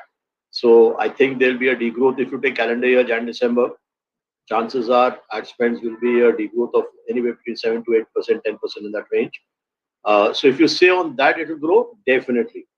I mean, I definitely feel it will grow. And I hope and pray if the GDP grows, because normally ad spends are double of GDP. So if for the calendar year next year, GDP growth is going to be 7-8%, I hope the ad spend should be 12-13% growth. Having said that, we'll be back to 2019 levels. It's going to be tough for 2-3 reasons, which I'll say. My personal opinion, I hope and pray for once I'm absolutely wrong. The first quarter is going to be a bit of a mess, which is the last quarter for the financial year. And I say that for 2-3 reasons. One is, of course, the cases, while they're reducing at the rate, but they're still there. So a lot of metro cities are still under some kind of, I won't say lockdown, but some kind of control. And the metro consumption is pretty high. It's about 35-40% consumption of the country. So there is a bit of an issue there. A lot of advertisers and marketeers have taken a beating this year. And unfortunately, even though I'm very proud of the profession of advertising, finally, people always look at balance sheets and, and P&Ls, and as a result, you tend to save money. And a lot of Indian companies who have March closing will see the effect of pandemic on the balance sheet this year. Whatever the growth is not going to come back to 2019 levels. So as a result, the first quarter is going to be under pressure. So in my mind, yes, there will be growth. Yes, there are very good signs. They're very positive. But if you're comparing with 2020, it's artificial comparison. If you're comparing with 2019, it may not be as robust as we expect it to be. Yeah, in digital, we've been spending a lot on digital. In fact, nobody would say that they've not been investing on digital from the month of April. Everybody's doing only digital. So that's the problem. So that's where the mix changes. See, now 2 of them have already said that they have slotted print. 2 or 3 of them, because I can see Alok is smiling. Did you also take it out from print and put it in digital? No, I took it out from television. So in a way, it was the more fleshy monster to cut. I don't want to say anything on television right now. But did anybody else take it out from television? Because everybody seems to say television also grew. Lekin aap log ka television spend was in any case a certain degree, right? So now how much did you have to? Did anybody cut from television by any chance? Apart from Alok? No, real estate mein television hota nahi hai TV se. Nahi hota, sahi baat hai. I'm sure, Anand can also agree. And, because projects are very localized. Yeah, correct. And it and television is national. Yeah. How many of you missed out of home? How many of you missed that those 2-3 months of total lockdown came out of home? But did anybody feel that out of home is going to get ahead? Did anybody feel a little negative about out of home? No, nobody felt negative. No, initially we did, because we were not sure what will happen. We thought OH will be dead. Initially we thought OH will be dead, but once the lockdown, unlock 1.0, 2.0, 3.0 happened, and the traffic was back to normal on the streets, so it's there. Viral, so you were saying something. I thought you were making a comment. No, what I was just going to say is that at the end of the day, to me, the $1 million question is a little different. Look, we had a certain rhythm to our life, whether it's business, work, school, whatever, right? And that pendulum was forced to one side by COVID. Yes. And now that's being released, right? And the question is, how far to the other extreme will it swing, and at what level will it set back in the rhythm? And to me, that's the change, because there are lots of changes that are going to happen. Yeah, the question is, are we able to predict which will stick and which will not stick? So Siddharth mentioned, outdoor is back, because obviously there were no people on the street. It didn't make sense putting up outdoor. Now the traffic jams are back, and therefore it makes sense to put outdoor back. But the question is, for example, how much of the change towards digital will stick? How much will consumers be willing to do a lot more online than the 5-6 visits that they actually made to the physical site before they, made a decision? We had Kamal Bali from the Volvo Group earlier today, but he was very, very positive. I have to say he was a little bit more positive than some of you right now in terms of how the sector will bounce back. I need to do a show of hands wala question with all of you. Please, aap apne haath raise karenge. In comparison to 2019, will your 2021 ad spend be higher or higher? That's it. One question. How many of you, raise your hand if your budget is going to be higher in 2021 in comparison to 2019? Okay, how many of you will be on same budget? You're on. Can I make that question a little easier so people's hands will go up? Yes, sir. Yes, sir. I mean, let's look at it that Q1, Q2, forget about that, because Q1 was really, nobody knew we hit the train. So let's talk of the H2, which is the period September to March. Would our spends be higher or lower than last year? If that is the question, then I would say mine will be higher. Come on, guys, be inspired. Now all agencies are going to be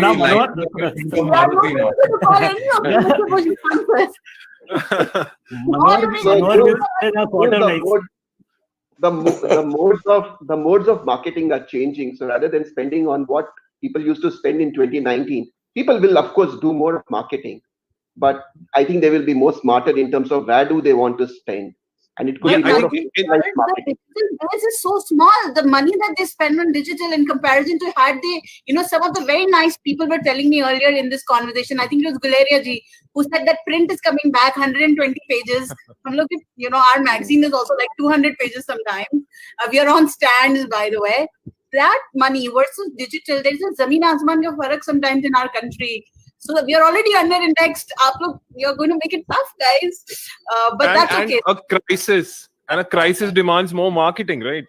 I'm sure everybody is cutting budgets, but a crisis demands more marketing. But they will do it on things like digital and this digital world and 100% sales, vagara experiences, hopefully.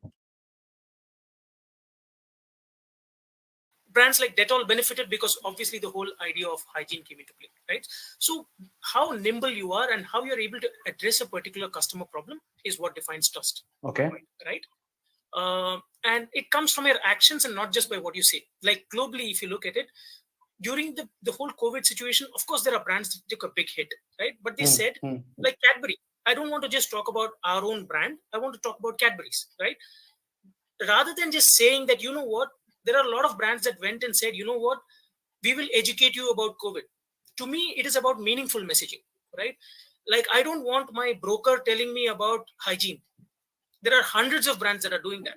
I want to be meaningful in the space that that I'm operating in, right? So Cadbury's didn't just go into the UK. They didn't come out with a messaging that was sweet and say, you know what, even in these tough times, let's have a little bit of sweetness around us by chewing onto a gum or a Cadbury or something like that.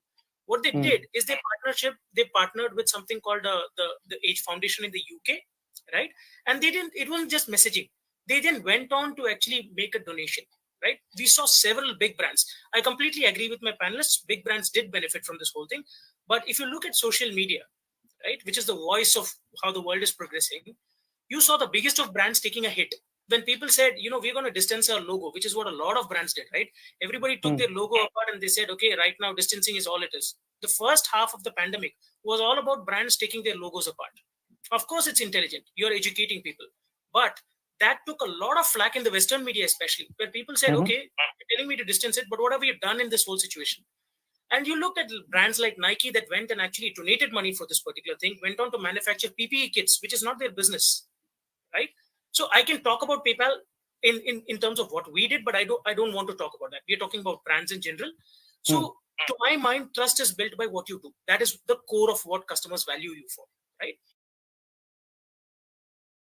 Well, it's a very, very heartening thing for our country that the tier 2, tier 3 cities are really, I would say, bracing up for the economy. I can clearly see that a lot of new customers that we were talking about previously are actually from tier 2, tier 3 cities, and a lot of new users. They all these users have a latent aspiration level for brands and products, and you can really see the demand really growing in these cities. As a business, those businesses, especially businesses which are not just on the luxury side of or luxury segment, those businesses need a marketing and a distribution strategy which which leverages on this trend. And I think there is a position that a lot of business take is to focus on the cream of India. And I think that is a dangerous strategy. As for me, the real India lies beneath and probably in the middle. And that's what successful businesses have to do, whether it is distribution, whether it is with the ability to acquire new customers, or from a marketing standpoint, engaging with the audience or the consumers in tier 2, tier 3 cities, whether it's new stores, whether it is a marketing content which is specific to them, regionalizing content specific to certain markets or certain regions. I think there is a numerous things, but one thing that I would say that tier 2, tier 3 cities is going to be the real game. It will be the game changer for businesses in the next 5 years. Okay, so I think for us, it was interesting because we've existed online for a while now. And what we did see was during the lockdown, there were very strong spikes in certain regions. So we saw certain regions growing overnight. And I think a lot of those were, like a lot of people mentioned, tier 2, tier 3, possibly people who didn't have access to stores, and were now coming online. I would say for us, it's possible that it was new customer acquisition. And the reason why I say it's possible is because we exist in a multitude of channels, partly our own channels like Puma.com and our stores, but also a lot of partner channels. And it's quite possible that during the lockdown, possibly they didn't have access to, say, the neighborhood store that was, say, stocking Puma products. And so in desperation, they sort of came online. So we did see customer acquisition, like I said, in pockets that we had not seen exponential growth before.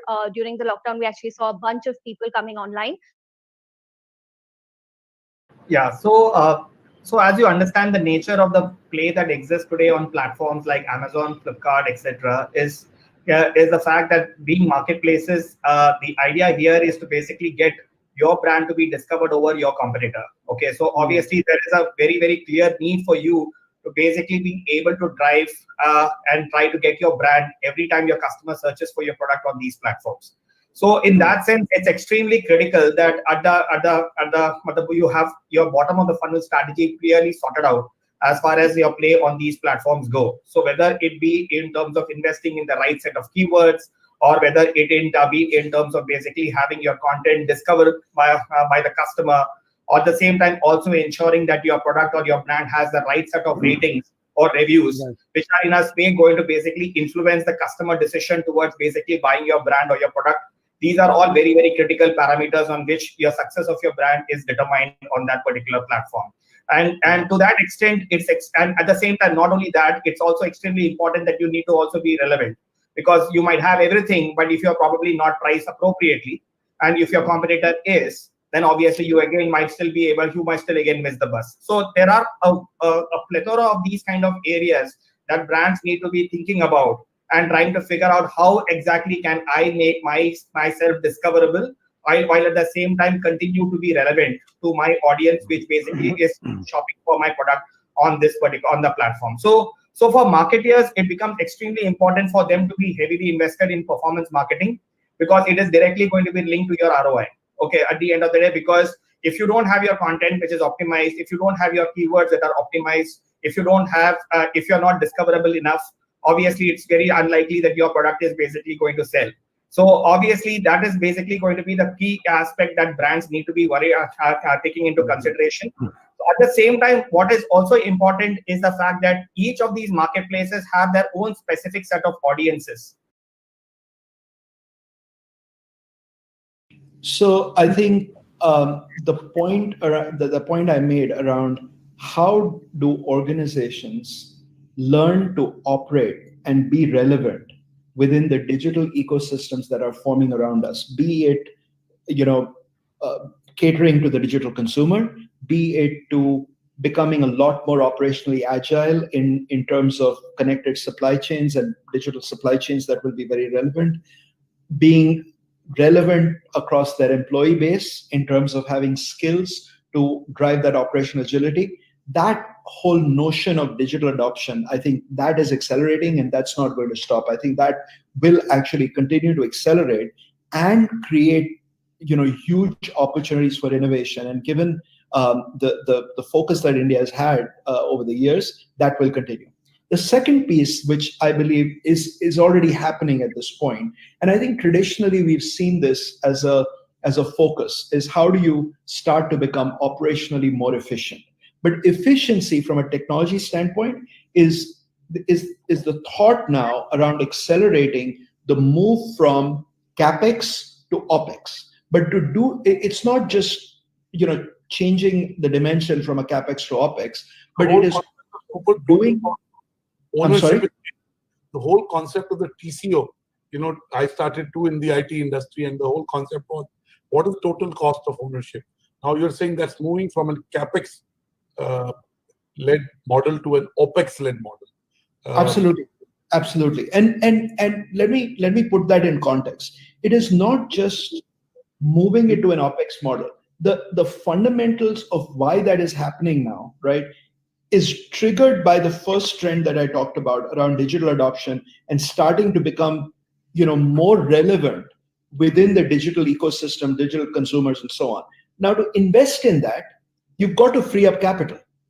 And the way organizations are thinking about freeing up capital is through movements from capital that has been invested either in legacy systems, in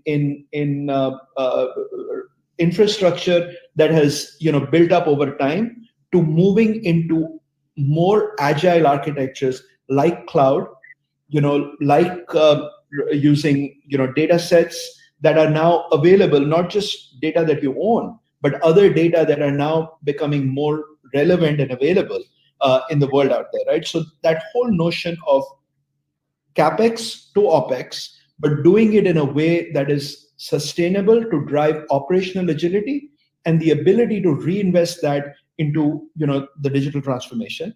And then the third area, which I think is really relevant, and we had sort of talked about this as data being the next natural resource. That is now becoming even more and more relevant. Data, not just from a standpoint of analytics and understanding trends and so on, but really driving it from being more predictive to even prescriptive analytics in terms of how do we make organizations a lot more efficient? How do we understand consumer trends? How do we use data sets to actually help analytics as a service, if you will, in an ongoing manner, right? So the whole notion of artificial intelligence becomes a lot more relevant. And as our CEO, I think, said very early, as soon as he came on board, I think it was one of the India interviews that he said this in, that every company now must become an AI company, not just because it can, because it must. That's where the world is going. Absolutely. Dipali, over to you. Yeah, great. I think, Hoshi, I will try and wrap up, what everybody said. And I wrote a blog a few days back, and I said the three things that will really matter to any organization, to any individual, and to a brand, and to a marketing organization are three. And I will try and explain those today from the context of marketing. And this is authenticity, agility, and ability. Let me explain. I think when you're talking about authenticity in marketing, I think all the stuff that, Ganga and Prabjot really spoke about, that emotional connect. the context, the client centricity. What are you bringing to the table for your client? And that needs to be displayed not just in the marketing communication that you have, the narrative that you have there, that needs to be displayed by your sales team, by your delivery team, by your, service team, and really everybody. And for that, I think leaders will need to be authentic with their teams so that the teams can be authentic, with your clients. And that's the, emotion, that's the narrative that needs to be there in your communication when it's not the people who are, really communicating with your clients, right? So that is the authentic part of the brand.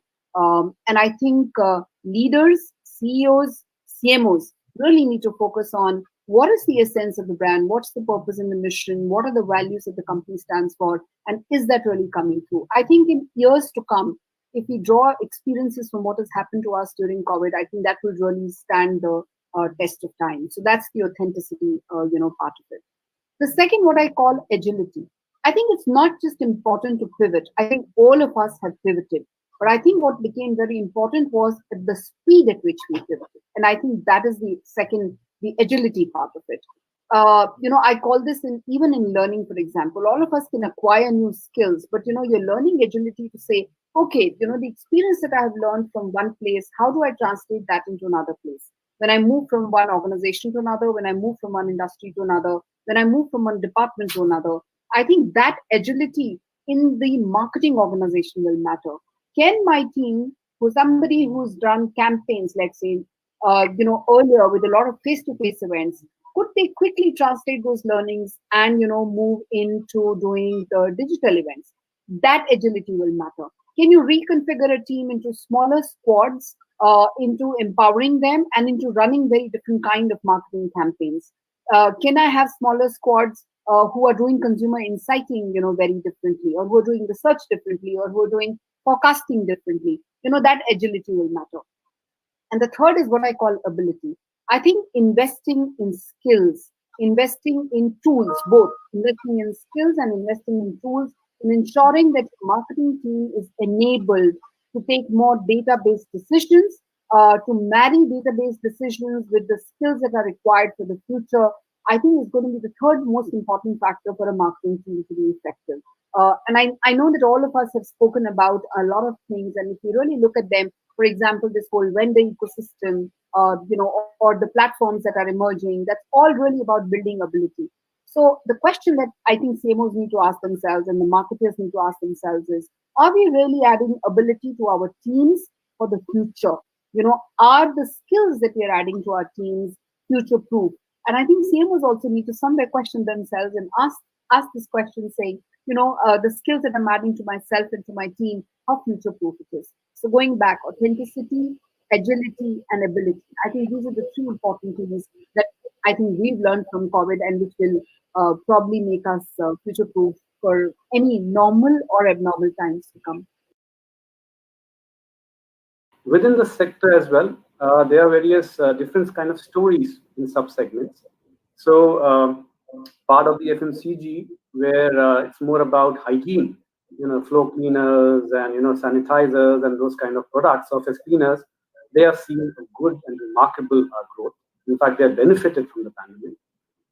Things like health food drinks, health food products definitely have seen a benefit because consumers are actually going towards that. Even categories within foods which are more to do with in-home consumption, because during the pandemic, and which continues by the way, consumers are doing more of in-home cooking. They're not ordering so much out, their dining out has reduced.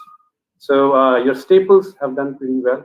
Your biscuits have done pretty well. So some of these categories have done really well. However, other parts of the category are still struggling a bit, but improving month on month. Things like personal care, skincare items, beauty, not so well. Right. Even out-of-home consumption, food items, refreshment beverages, ice creams, and so on and so forth. Again, not so well. But month on month, things are looking better. Things are improving. We're also looking at the way, viewers are, of course, viewership never went away anywhere, right? It just only grew more and more sticky. But it's interesting to see how IPL has sort of seen a bumper blaster year, given the fact that it sort of overlapped with the festive season as well. So if you were to ask me, yes, initially the winds of change were not so strong. But now, if I were to look at the way the numbers are stacking up, there seems to be a sense of recovery that one is seeing. Of course, one would like it to be far more stronger, but I think that will take some time. But I think that advertisers and marketers are definitely sort of coming back in action, if I were to put it like that. In fact, what has happened is, surprisingly, the number of briefs that we've got throughout the pandemic from various brands and agencies to co-create branded content was unprecedented. So I guess in the entertainment business, films are not just a product to consume. I mean, we are a movie fanatic nation, and we consume films, and we are kind of one of those countries who are extremely passionate about films and going to cinemas. So when we talk about going Atmanirbhar, I think it's very important to know that, you know, in India, there are lots of films which are being made. In fact, last year itself, we got more than 1,800 films which are released in India. And if you see our trend, the films compared to Hollywood, we got Telugu, Tamil, Malayalam, Kannada, Bengali, Marathi, so many regional content as well as Hindi. So our Atmanirbharta is not just on a national level, we are also doing things on state level and regional level. And that's something which is very, very exciting, because every region is doing something on their own. I believe that the recovery is not going to be equal. I think that is the underlying theme as we get into 21. And before I get on to whether 2021 will be growing over 2019 or not, that's the question, right? That's a moot question. I think we need to take a little larger look at the larger context here. The Black Swan event that it has been this year, right? It is way beyond an average VUCA event that we, that keep happening in the regular course of business. We've talked about VUCA for a very long time, right? Yes. So now you don't even need to explain what it is. So this has been very, very different.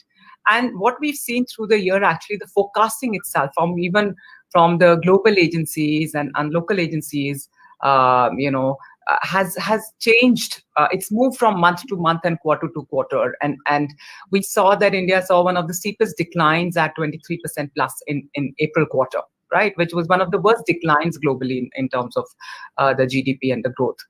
And as we got into, right, in the full lockdown stage as we went into that, and it was one of the worst. And thereafter, as the unlocking started, albeit in phases, we found clearly green shoots started coming up as early as June.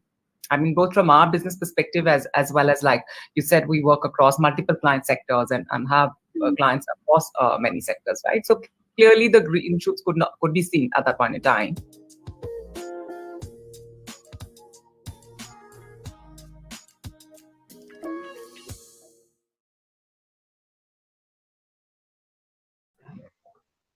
All right. What great takeaways from all of these experts in all of these days. I think we got a very intensive look back at all those roundtables, Noor, and your entire team. I mean, putting this together in the pandemic, though I'm from Businessworld, but this is not a partial statement. I'm being very honest. I mean, it's not a small thing.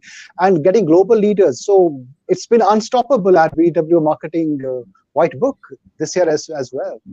That's true. And this year, Ruhail, we have launched our own marketing community, which is called Marketing World. And Marketing World is going to focus on the marketers and that entire ecosystem. So of course, CMOs lead it.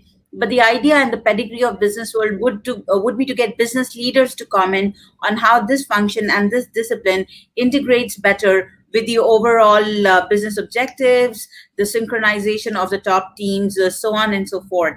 There is Mr. Anand, who is going to join us, but he is still not here. Until then, Rohit and I are going to take stock. Absolutely. Rohit and I take stock. Noor, I want to now interview you for some time, since you have been around. A couple of questions for you. I mean, honestly, tell me, what is your takeaway from putting together a virtual summit? I mean, is it as easy? I think Mr. Anand is also joining us, but this question Yes, remains. Mr. Anand has joined us. We were trying to All play right. while he was not there. But thank you for joining, sir. My bad. Sorry, I didn't realize I have to dial into the other patch, but I'm in now. Hi, Rohel. Thank you. Hi, Mr. Anand. Thank you for joining us. And I just want to formally introduce and then leave the discussion there. And we have with us the next big speaker, Mr. Mohit Anand, the Managing Director, India and South Asia, Kellogg. Mr. Anand will be talking about India's next business normal, and this will be followed by a Q&A. So over to you, Mr. Anand. Thanks, Rohel. Thanks, Noor. All right. Can we just, Rakesh, put on the presentation so I can kick off from there? Lovely. Excellent. So let me just kick off. I actually, it's very strange for me because I don't know how many people are there who are there, but it feels like I'm talking to myself, which is a bit strange, but we are all getting used to it now. So firstly, let me thank Noor and Rohel for this invitation. It's absolutely an honor and a privilege, and I'm humbled to be here talking about a topic that Noor briefed me on, saying, Mohit, can you talk about being resilient in a recession? And I said, sounds like a wonderful topic. I'll need about 5 hours to do that. So she was kind enough to give me 20 minutes. So that puts me a little bit of a fix, but let's see what we can share within that. Now, all of you are familiar with what has happened over the last 6 months, and I like to normally call this as the equivalence of a black swan event. And people who are not familiar with that, a black swan event is unprecedented event, that could not have been predicted but has severe consequences, right? And if you think about it, COVID has been exactly like that. It is unprecedented. It could not have been predicted to a certain extent, and the consequences have been very, very severe. And if you go back in the history of humankind, there have been very few recorded black swan events. World wars were some of them, the 2008 and the 1987 global recessions, and now we have COVID. Now, it is very obvious, and I'm not going to belabor too much of it, but I do want to make a point that COVID has fundamentally shifted our socio-economic and cultural norms. Some of it more permanent, some of it more temporary. If you look at it from a socio-economic point of view, you're all familiar with it. Just in India, we've lost about 30 odd million jobs people have lost. There are 120 million plus people whose lives have been impacted. And this, I'm just talking the formal economy. If you look at the informal economy around you, the transport sector, people who are driving, the restaurant and the hospitality sector, the hotels and the restaurants, you look at the airports, look at the railways, and there is a whole informal economy that has completely got disrupted. And you don't have to look at the numbers. You can feel it around you. The number of people who have called me, my drivers, my maids, people who I've worked with who are completely out on the street and have no mode of income left anymore because of the severe shutdown and the economic impact of that. I do believe it will have a far-reaching social impact too, and we will begin to see that. I think if you look at the economy, we're talking of a negative 23% GDP degrowth in the previous quarter. This quarter is expected to be another negative double digits.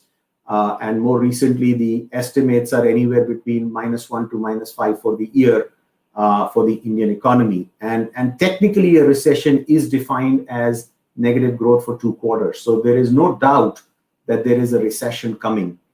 The interesting part is, and why I find this topic really, really interesting is, I'll be honest with you, India has not faced a recession of this proportion in the last 30 years that I can remember.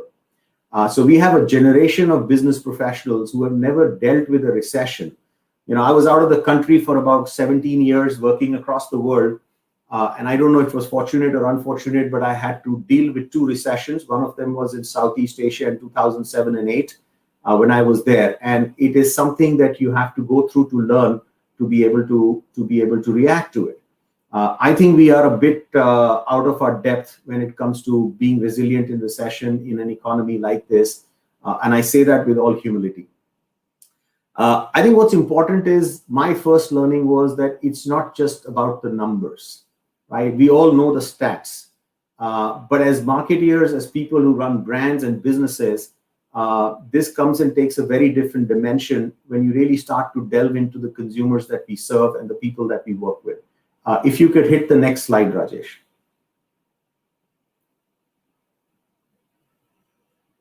Yeah. So for me, the impact of this recession really starts to come to life when you delve yourself and start talking to real people, having real challenges who are part of your brand's consumer and consideration set. Just to give you a little perspective, over the last 4 months, the team at Kellogg's, which is where I work, we've spent about over 300 hours of consumer work, just talking to consumers about their lives and how is this thing impacting them.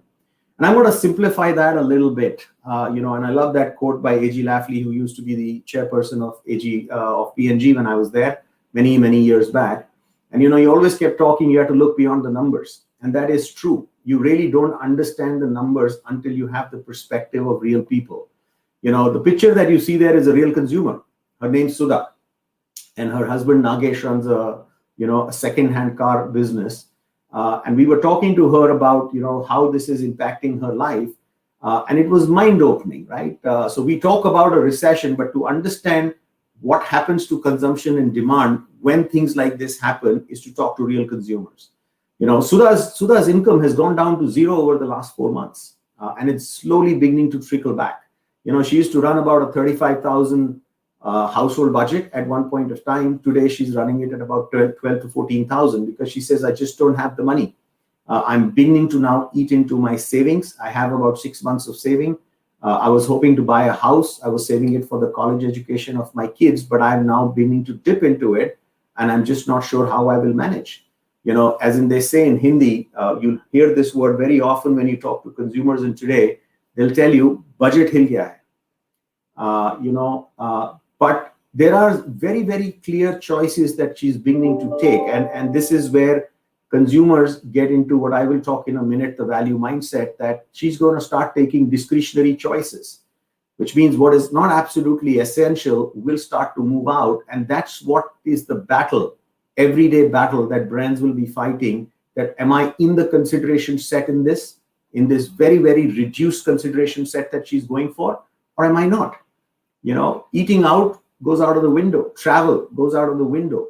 Weekend shopping at the mall, which is retail therapy, not going to happen. And then when you come down to her house, she starts to take choices. Do I really need to buy those indulgences that I was doing? Sudha talked about saying, I used to buy all this nice cheese and make burgers for my kids. I don't think I can afford that anymore. I'm just going to go make some nice homemade food and compensate for it. And thereby she starts to make her choices on discretion. But on the flip side, what she also talks about is, my income has gone down, but my dreams are not downsized, right? I will make choices, but I will not give up on education and nutrition, which you all can understand today, and health, that has always been important to the Indian consumer. But the reason I really wanted to share this was that because this is the context in which you have to think about managing a recession if you are in the brands movement, if you are a company that manages and lives with brands. Or any kind of sector, right? It could be a service sector, it could be a product sector, FMCG, automobiles. As long as you're talking about brands and services, I think this is the mindset with which you have to understand the recession. Numbers are good, but really go deep into the consumer's life and truly understand her tensions, because from there will emerge the first lessons and the second lessons of really rebounding or managing the recession. If you go to the next slide, Rakesh. Given Noor was generous enough to give me 20 minutes, I thought I'll just share 3 things with you, right? There were many others to talk, but I'll just keep it short and simple about the 3, what I would call are the 3 core lessons of managing a recession. And they're really mindsets, right? On how organizations need to think. If you're not familiar with this study called Roaring Out of Recession, which was authored by a very, very bright Harvard professor called Ranjay Gulati with Nitin Noria, who's also the dean there. This was done in 2010, where they realized that there was not much work in terms of how companies and organizations can manage a recession. And it was a seminal study. It was done about with 4,700 public listed companies. And they studied the data to be able to see how the companies were doing pre-recession, during, and then how did they recover 3 years post-recession. And they got some startling facts. When you look at the data, they realized that 17% of the companies actually went bankrupt. And which means they went bankrupt, but that they could never, ever recover from a recession, and they were out. Nearly about 75% of the companies, were never able to achieve their pre-recession performance, whether on top line or on bottom line or both. But there were 9% of the companies that actually came out winning, and thereby lies the first lesson when they started to delve into it, saying, what did these companies do differently, right? And I love what they came up with, because this is what our call to action is, that really it is about being offensive on demand and defensive on cost.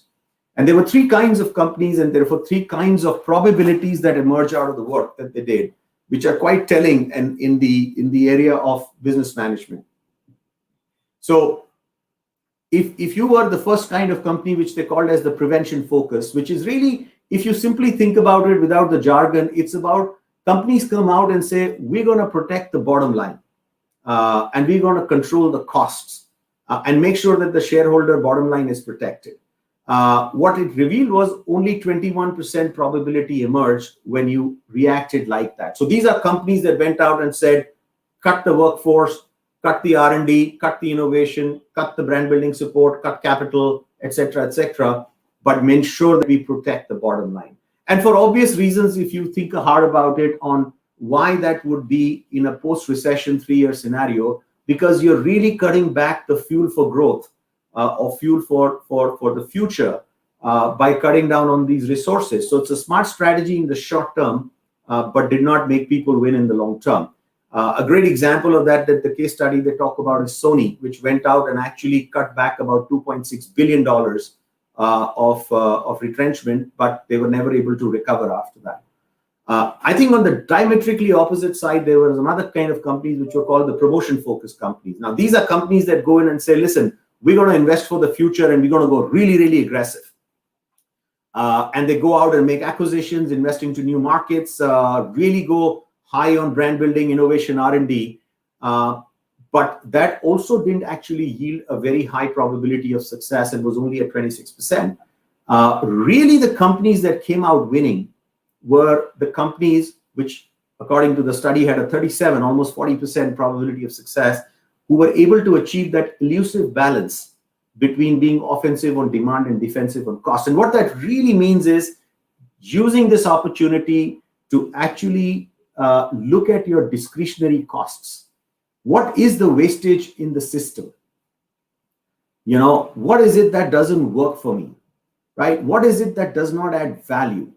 When we were looking at this particular principle, we opened up our whole P&L from top to bottom, and question every element on saying, is this really fit for future or is this not? And it is unbelievable how much wastage you can take out of the system, right? I'll talk a little bit about some of the questions that emerge as we started to look at that. But it is the first principle of winning in a recession is to be offensive on demand, which means you don't cut back on what is future, but you do take a very, very hard look at what is not required and actually use that to dial up what is required. And generally speaking, innovation, brand, and people capability are the 3 areas that companies like this begin to invest in, which is they do not give up on that, because they know that as the recession comes out, these are the things that will matter.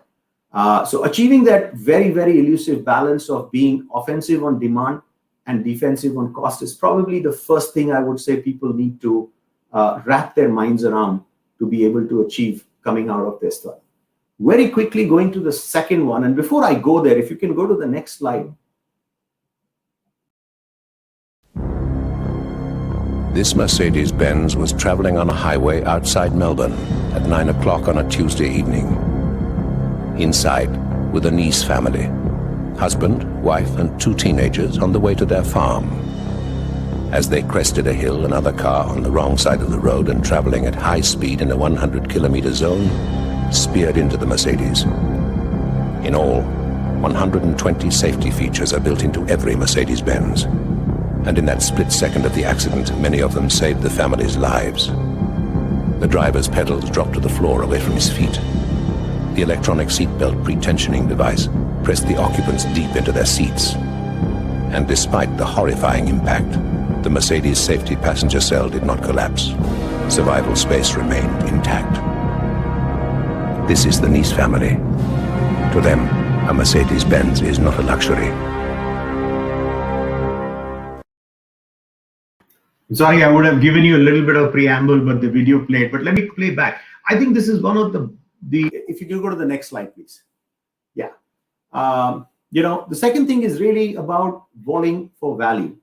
And I wanted to talk this in the context just to give you the Mercedes-Benz ad that you saw. This was from the 1980s when the recession hit, 87 in Australia.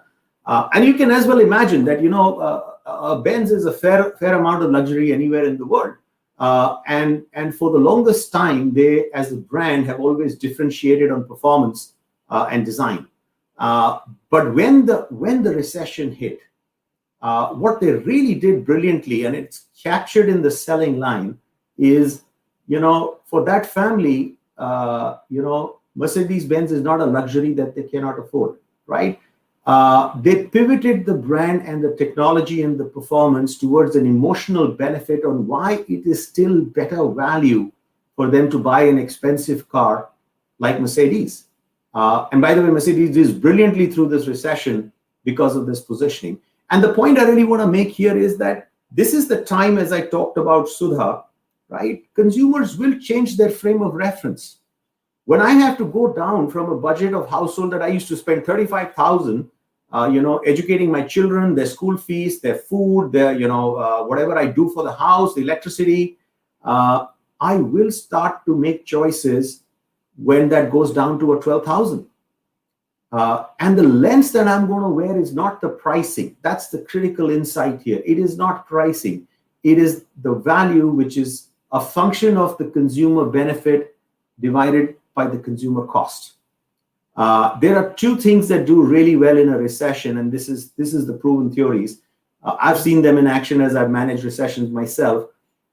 Actually, we see a very counterintuitive reaction of consumers. The top end of the pyramid grows and the bottom end of the pyramid on pricing grows. So actually, products that offer huge amount of consumer benefit, both emotional and functional, even at a higher cost, will still have better value. And we also see at the bottom end of the pyramid where the cost is far lower, and which is why the consumer value starts to look better. And this equation remains constant. And the brands that look at saying, hey, how am I going to pivot back to saying, why am I really truly valuable to this consumer? Not just looking at the cost. It is not necessary to cut pricing, right? Because that has a cascading effect on your gross margins, etc., and your ability to invest. But it is actually reframing the consumer benefit to your consumer. And I'm going to share a simple example out of my own career. Many years back when this happened, I was in Southeast Asia. I was working on the diapers category. And we used to run a premium diaper. Let's call it, it's about 15 rupees a diaper. And when the recession happened, consumers started to go down to a cheaper 10 rupee diaper. And I still recall having this conversation with one of the consumers there. And she said, I just need to go to a cheaper diaper. Now, this particular diaper that we used to run, of course, from a big company, global leader, always stood about superior dryness, right? So superior overnight dryness, and that was the benefit. But we pivoted that benefit to a value, and we said, one diaper that you buy out of this one will be 15 rupees, but will last you a whole night, versus a cheaper diaper you'll have to go to, which is 20 rupees. And the consumer got it. She said, yep, you're right, that's better benefit. And we were able to come out flying colors out of the recession. So the second really lesson that I want to leave you with is, are you really looking at insights deep into your consumer and reframing your brand's benefit to say, what is the superior value that I can give in a context of what her life is today. What are the tension points that I can focus on? Can be functional, can be emotional, as you just saw, and emotional even more powerful, like what Mercedes-Benz did. And which gets me to the third lesson, really. If you can go to the next slide. One of the impacts of this COVID, which is unintended and unpredictable, is what has happened in the digital economy, right? And we are all experiencing that. Digital was always going to be a game changer. But in a nutshell, what has happened is the COVID, because of what it has done, because of the impact on the consumers and the organizations, that impact has get accelerated the change. What I would say is what would have happened in 6 years has happened in 6 months. E-commerce is a great example. It was growing nicely, maybe about double that of a normal, traditional channel growth for all of us. This has gone berserk. It's nearly doubling, tripling. And it's not because of anything, but because of the behaviors have changed, because of the safety aspects, people are not moving out, because of the supply chain disruptions. E-commerce has gone through the roof. And it's not about the numbers again. It's about the change, the inertia that people have been able to overcome.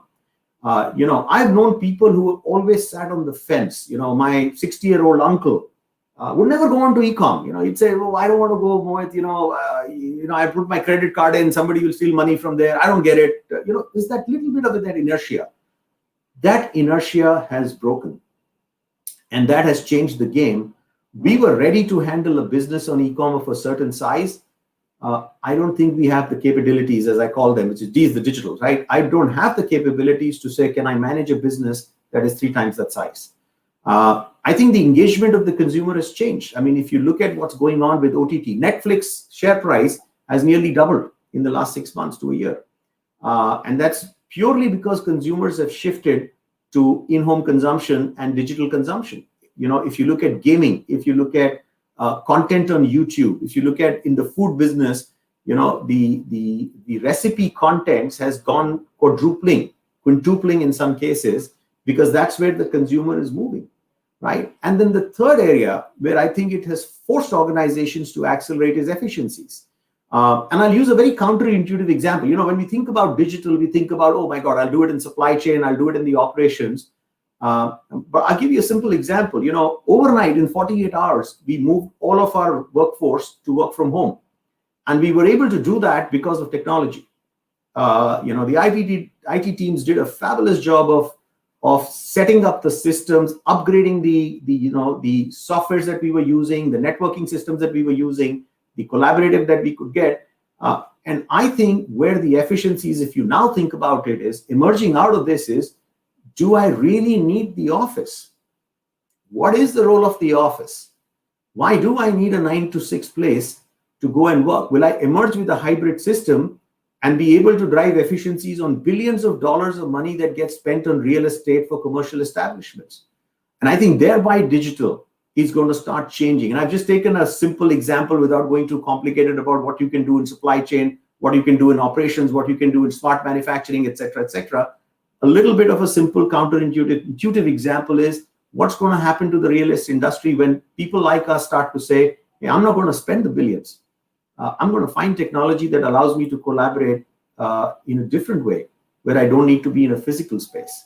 And I think the key point here I wanted to make is it's not about the change. I think the change is recognized. The pace of change is accelerated. And very importantly, to win out of this recession, you need to be investing into the capabilities. You need the right talents, the right people with the right skills to be able to do that. The skills to run a business of e-commerce today is absolutely very, very, very different from what we thought about 6 months back. We're talking about data engineers, we're talking about data scientists, we're talking about creating data lakes, we're talking about advanced analytics, because at that size of a business, if I don't have those capabilities, sure and hell I'm not going to win coming out, because that's where the shoppers are, and I need to accelerate the capabilities along with where the business is going. So I just want to leave you, if you can get to the next slide, just want to leave you with these 3 thoughts. I think it is about a little bit about resilience. getting out of this. At the end of the day, my firm belief, and it's my personal opinion, I think this is temporary. This will go away because the vaccine will come, human spirit will prevail again. We've been through this before. Whether it takes us 6 months, a year, or 2 years, I don't think I can say. But I'm pretty sure about it is that as a race, as a human race, we will be resilient and we will come out of this. I think the only thing I would say is that over the next year or 2 years, the environment is going to change. And that's what a recession is going to cause. And India has to get used to managing a recession, needs to have that deeper knowledge on what does it mean to survive in a recession? What is the 1 or 2 or 3 things I truly need to focus on? And that's the question I think organizations need to ask themselves. And at the end of the day, it is going to be about not today, but continuing to invest for the future. You need to invest in your brands, and we need to invest in your people, and make sure that you are resilient for not today, but for the future. So that's about the if you can just go to the last slide, which is that's the 3 things basically I wanted to leave the all of you with to think about, right? Because the context in which these 3 things reside will be very different depending on which industry and which business you are in. So thank you for your time, and I'll Noor, if you want to go to the Q&A, would be happy to do that.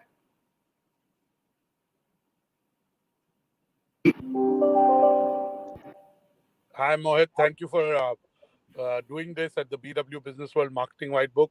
We are grateful to you for your time and your inputs, and especially when I was listening to the last bit about, how do we be resilient? I was thinking of a term called PAD, which I use. It is prioritization, agility, and discipline. So throughout your presentation, I was thinking about that. And it's very humble of you to say that, e-commerce is growing. We're not fully equipped. So clearly, you see it as a very big opportunity. I wanted to ask you 2 questions. One, a business question is, right now, a lot of things that the consumers are doing are out of compulsion. They're not out of choice. When Corona goes away or there is a vaccine, we'll have to see what are the behaviors that the consumers kind of adopt forever and what they let go. What is your sense? Firstly, Anurag, good to see you. And secondly, the point I was making on flexibility, you're in a car somewhere and doing this. So this is what technology is doing, right? Which is amazing, right? But you're absolutely correct, Anurag. I don't think this is permanent, right? This is temporary. Some behaviors I think will stick, and some behaviors I think will go, right? If you look at what's going to happen in the work from home space that I mentioned, so, as I talk to the organization, this is work from anywhere. Exactly. I had the member of parliament who only gave me time at 4:30. So I finished with my work. I sat in the car. I listened to you, and I'm talking to you. So you work from anywhere. Absolutely. I think that flexibility and that inertia of working outside an office space is gone. People are getting used to it. I talk to people in Bombay who work with me. They stay in Vashi. They travel 3 hours a day. And I think what they're looking at saying is, oh my God, I can actually save 3 hours of my life and put it back into my family, my health, and all my passions, which I think is an amazing opportunity, which I don't think people will give up on easily, Anurag, right? So I think some of these behaviors will stay. Some of them are temporary, right? Because as the economy rebounds back, as people get back, they will get back to normal, right? So you see a lot of, for example, in-home consumption happening in the food space. God bless you, Anurag. Thank you. A lot of in-home consumption happening. Now, just to give you a perspective, there's $7 billion of out-of-home food consumption that happens in India. All of that has moved in-home, right? So you'll see all of the food processing sector celebrating that. I don't think that will last, right? As people open up, as things go, it will go back to normal. Some of them may stay, right? So people's heightened, need for health and nutrition and a little bit of immunity is coming in because they've been sort of scarred with this whole experience.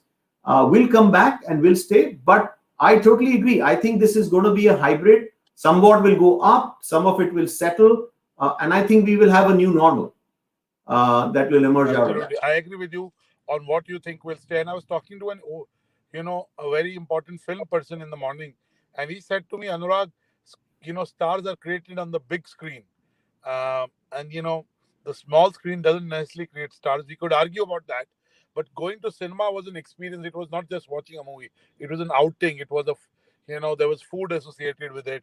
There was a dedicated time, and not everyone has a home theater. We watch, so the experience on sound is not the same. So Right. clearly, some of those things we'll go back to. But you're right.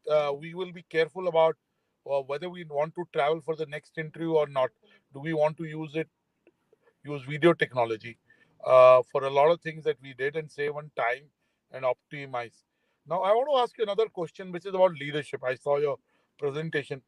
In the last 8 months, all our leadership has been tested because we were dealing with, you called it a black swan event. Now, in my view, it was a white swan.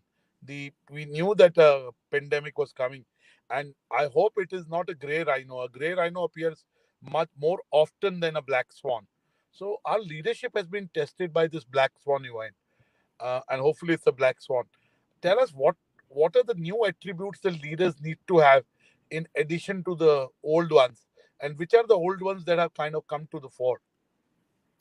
I think there is one, Anurag, and there are many, of course, but there's one which is has completely emerged as top of the list. If you look at leadership, there's an envisioning part to this, there's an engaging, there's enrolling, there's energizing, there's execution. I think empathy has come on top of that list for leaders. I think it has become very evident that the most successful leaders are the leaders now who are starting with that empathy. Do I truly understand how I can serve my people, right? Do I truly understand what I can do for them differently, right? I think empathy has come on tops, absolutely. I think this has been a test of people orientation like we've never seen before, Anurag. And I'll use an example that is very close to my heart. When we started this journey, we were very, very, very clear, Anurag, that we are not going to lose one job or one livelihood through this, right? I don't care about the profits. It's about the people first, because all of this will go away. I'll have only two things left with me, my people and my brands, and I'm not going to give up on those, right?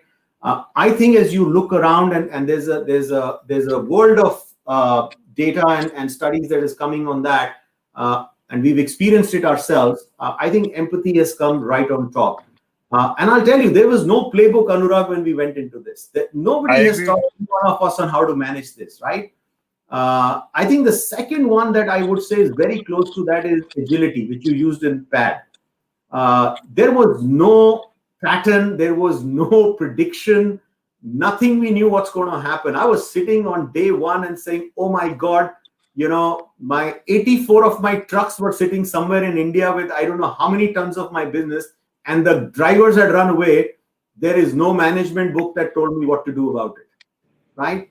I think agility and empathy are the two factors. They were always sort of there if you think about it, but they have now become key. Without that, you cannot be successful. Those are the differentiators on leadership. And I think it's a realization that most leaders I talk to are getting. And they're saying, we never realized it ourselves, but I think it has taken us to another level when we say leadership is about empathy now. It is about serving people first before you do anything. I think the business has just followed. I have been amazed by the spirit and the resilience of our people when we have served them well.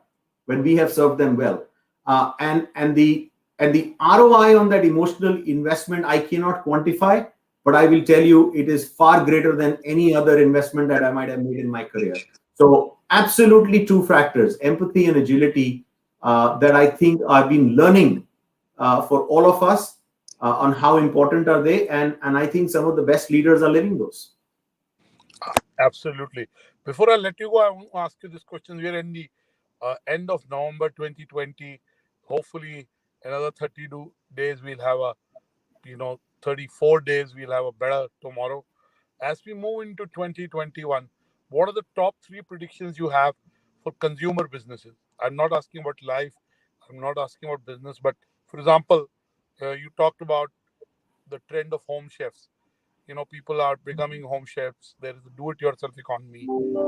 Immunity and health combined with food is very important. So what are your top 3 trends that consumer brands need to keep in mind? I think some of them I covered in what I talked about, but just to translate them into what are the external impact. I think when you look at offensive on demand and defensive on cost, you'll see a lot more choicefulness in what people do. There's a big debate happening today that is it better to be focused on your core businesses or do you go on a slew of innovations? So you've seen a lot of innovations happening, a lot of press and media on it. I'm not really sure how much is the ROI on that. And there's a big debate. Different people are coming with different philosophies. But I think where it will emerge is that people will do fewer things, but they'll do them really well, which is one of the impacts that you will see in the industry, which I think will happen. Number one. Number two, I think fundamentally DIY, there'll be a lot more of that in 2021. In 2022, Anurag, it might change as we get out of it. But in 2021, I sense there's a lot of DIY that will happen because the public memory will be like that, right? They will still work after that, maybe after a year. And being Indians, we may get out of it in about 9 months versus the rest of the world may take 12. But I think that DIY trend will happen. And I think digitization is a reality. The eComm and the consumption that is going on, we've seen the shift already. Consumers are moving, and I don't think that's going to go back. So I'd say these three trends will continue. And hopefully, brands which have better understanding will be able to serve their consumers better in that environment. Thank you so much, Mohit, for talking to BW Businessworld and being at the launch of the BW Businessworld Marketing Whitebook 16th edition. We're grateful to you for your insights.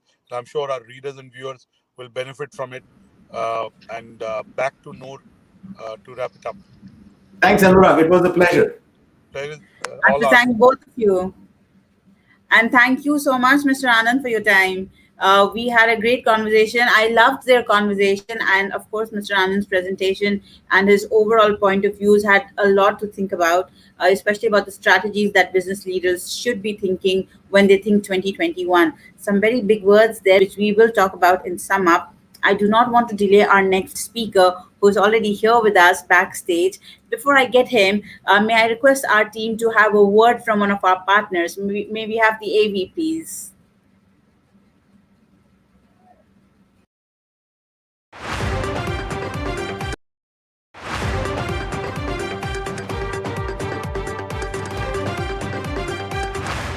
ABP News, आपको रखे आगे.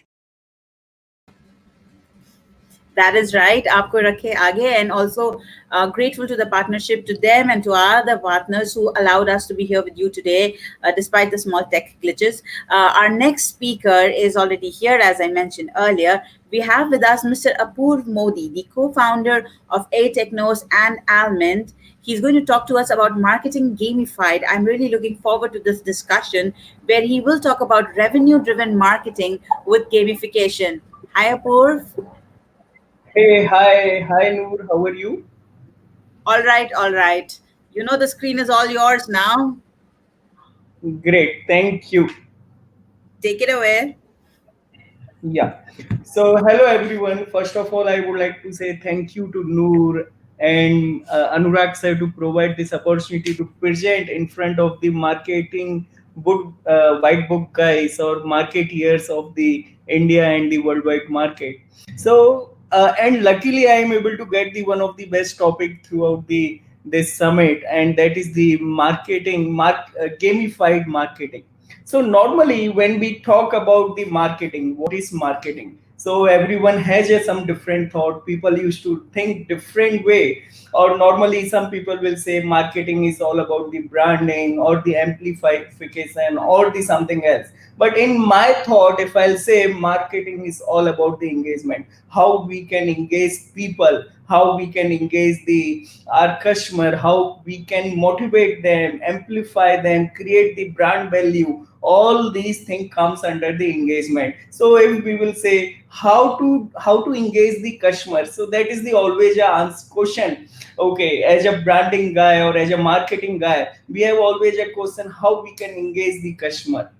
And what is the way to engage the customer, and how we can create some kind of engagement with the users. So everyone has same kind of answer, engage with some kind of gamification or let them entertain themselves. So all these solution, if we will say, so we will get only one answer, the gaming. And that is my today's topic, which where we are going to talk about gamified marketing. So normally, if we will say advertisement or the marketing or the revenue driven marketing, how they'll work. So earlier in the earlier stage, we have a marketing in terms of advertisement. So how we will recollect the brands? So normally we will say, okay, there is one advertisement came on TV, so that is the brand. Or sometime we will say, okay, there is brand which we have seen on the newspaper advertisement, we have seen on the newspaper audio advertisement on the FM. We will say, okay, this is the brand and this is for that. And how we recollect all these kind of brand.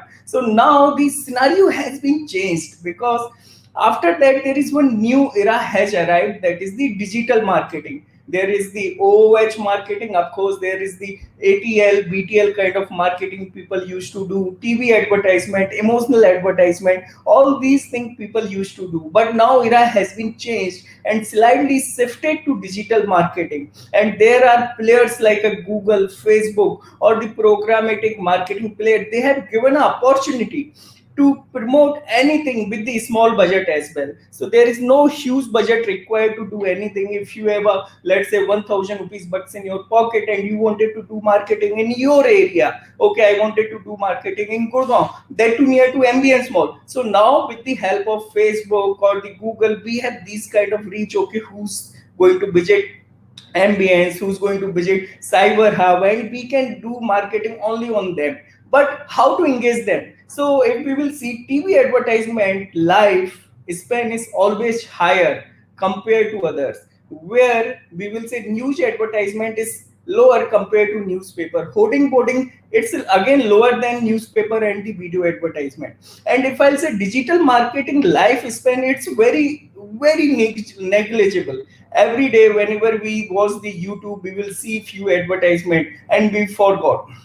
Facebook, whenever we will open, there will be plenty of the advertisement which we see, but we never remember. So now the question is that, okay, we have a digital marketing, we have a concept called digital marketing, we have a platform where we can do the programmatic and the digital marketing, but how we can engage user so that user could remember these kind of advertisement? Okay, user will say, I entertain that advertisement, I entertain that marketing concept. So all these things is the question now, and gamified marketing is the answer of that. If I'm able to do any kind of marketing where I can engage user, then 100% we can do a nice concept, or we can build a platform where user can enjoy it. So now let me show you a few things which comes under the digital gamified marketing, where of course whenever you will open a YouTube, you will see one 30-second advertisement if we won't have a premium pack. That 30-second advertisement we always used to skip because we are not entertaining them. But in same advertisement will put the gamification, then of course user will entertain that. So next slide, just can you play it?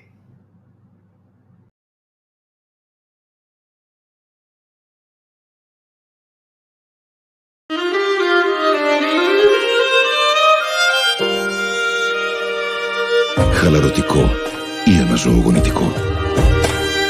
Έντονο ή ήπιο. Γιατί να επιλέξεις όταν μπορείς να τα συνδυάσεις. Απόλαυσε έναν εκλεκτό συνδυασμό φρούτων, εκχυλίσματος τσαγιού και βοτάνων και ζήσε μια προσδόκητα γευστική εμπειρία. Fuse the. Refuse to choose.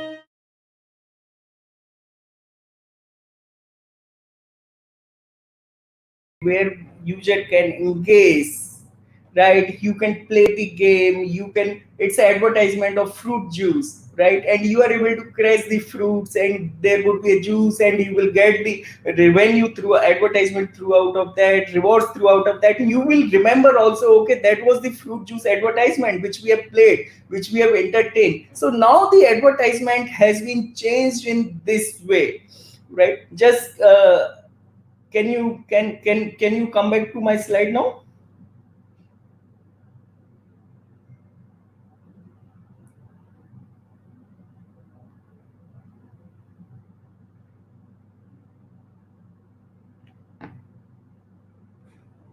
Can you come back to my slide?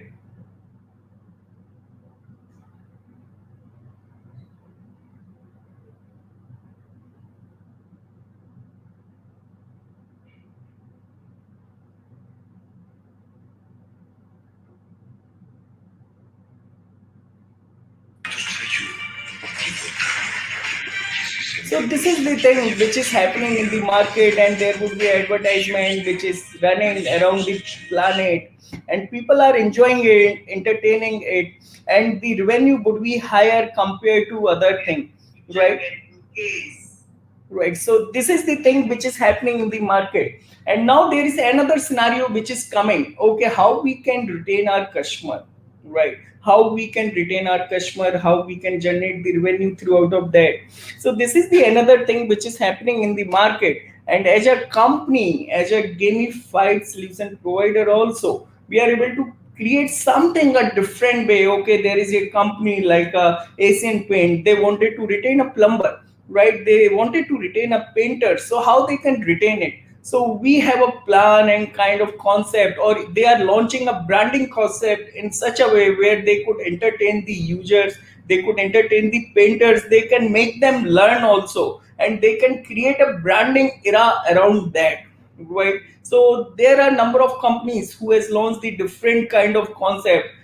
There is another concept which is launched by a couple of other companies also, My Yari Forever. So Yari Forever is nothing. There would be an online running concert with the gamification where user will see the live streaming, live concert, and there would be a user interacting there. People would be clapping, oh, nice, so, oh, it's happening very nice, it's moving pretty well. There would be a gamification throughout of that. He's earning a revenue, he's generating a revenue, and there would be a real-time analytics for the brand. They can see, okay, who's my user? They are engaging with us. They are enjoying our services. They are enjoying our facility. So all these kind of advertisement is the next generation of the advertisement which is moving in the market. So if we will say, okay, there are, so even earlier there are companies, they miss 100 rupees if they are $100 they wanted to spend on the TV advertisement, $50 they wanted to spend on the news advertisement. But earlier there was the 0 rupees, they keep it for the digital marketing. But now scenario has been changed.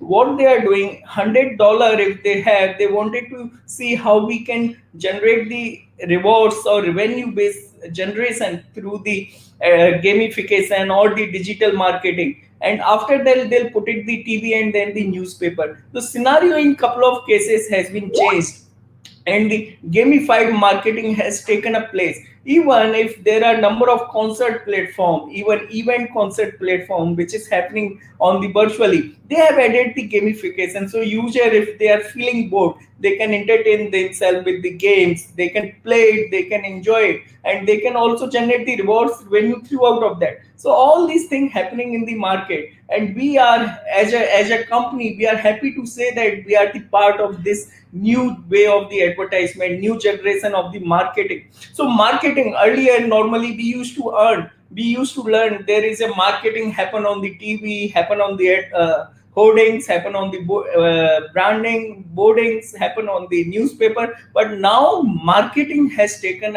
one new step, that is the digital marketing, which was the earlier of the 2018. But now there is one more step has taken, that is the gamified marketing. So engagement is the main tool, right? So of the any kind of branding, any kind of marketing, any kind of promotion, engagement is the main tool. There are a couple of other companies who has launched the couple of new concept with the engagement, rewards engagement. But again, rewards engagement, you will get to know once you will be inside the store, or once you will go there, once you will check. But this gamified engagement, you can play over a mobile, you can watch over a TV, you can enjoy with the TV channels as well as app. And there are a number of companies like India Today, they are launching a gamified marketing platform. They are coming up with the esports gamified marketing platform where brands can sponsor a particular concept, and they can take it out. So this is the new era of the marketing altogether. So if, as we have seen the digital marketing, then we have seen the gamified marketing in the retention way. Now there is one more thing which is most important: retail marketing gamified. So normally we used to think, okay, how we can do the retail marketing gamified, because there would be a user who will go inside the store, he'll buy something, he'll take something and come back. But this scenario has been changed. If you are entering in the mall and there would be a 50 shops of the same kind of cloth or the merchant, then where would you like to go? Where would you like to enter? To attract these kind of people, there would be a marketing, number of companies used to do different way of marketing. There are number of concepts like, once you will enter inside the mall, they'll send you SMS saying that welcome to near to our store. That is the telecom marketing. That is the way to do the telecom marketing. But if you won't have a number, and if you won't have any kind of connect with the buyer or user, still you want him to invite. So there would be a people who will say, sir, come to our store. There would be a way to say, sir, come to our store. But, or there is one more way, they'll showcase the offer, sir, there is 50% off. But now there is one more offer, one more rule, or one more concept came in the picture, that is the retail marketing gamified. So they will attract you by the gamification. They'll show you something, okay, play this, enjoy this, and get the coupon and buy from here. So I'll just show you one small example in the next slide. Just can you show the next slide?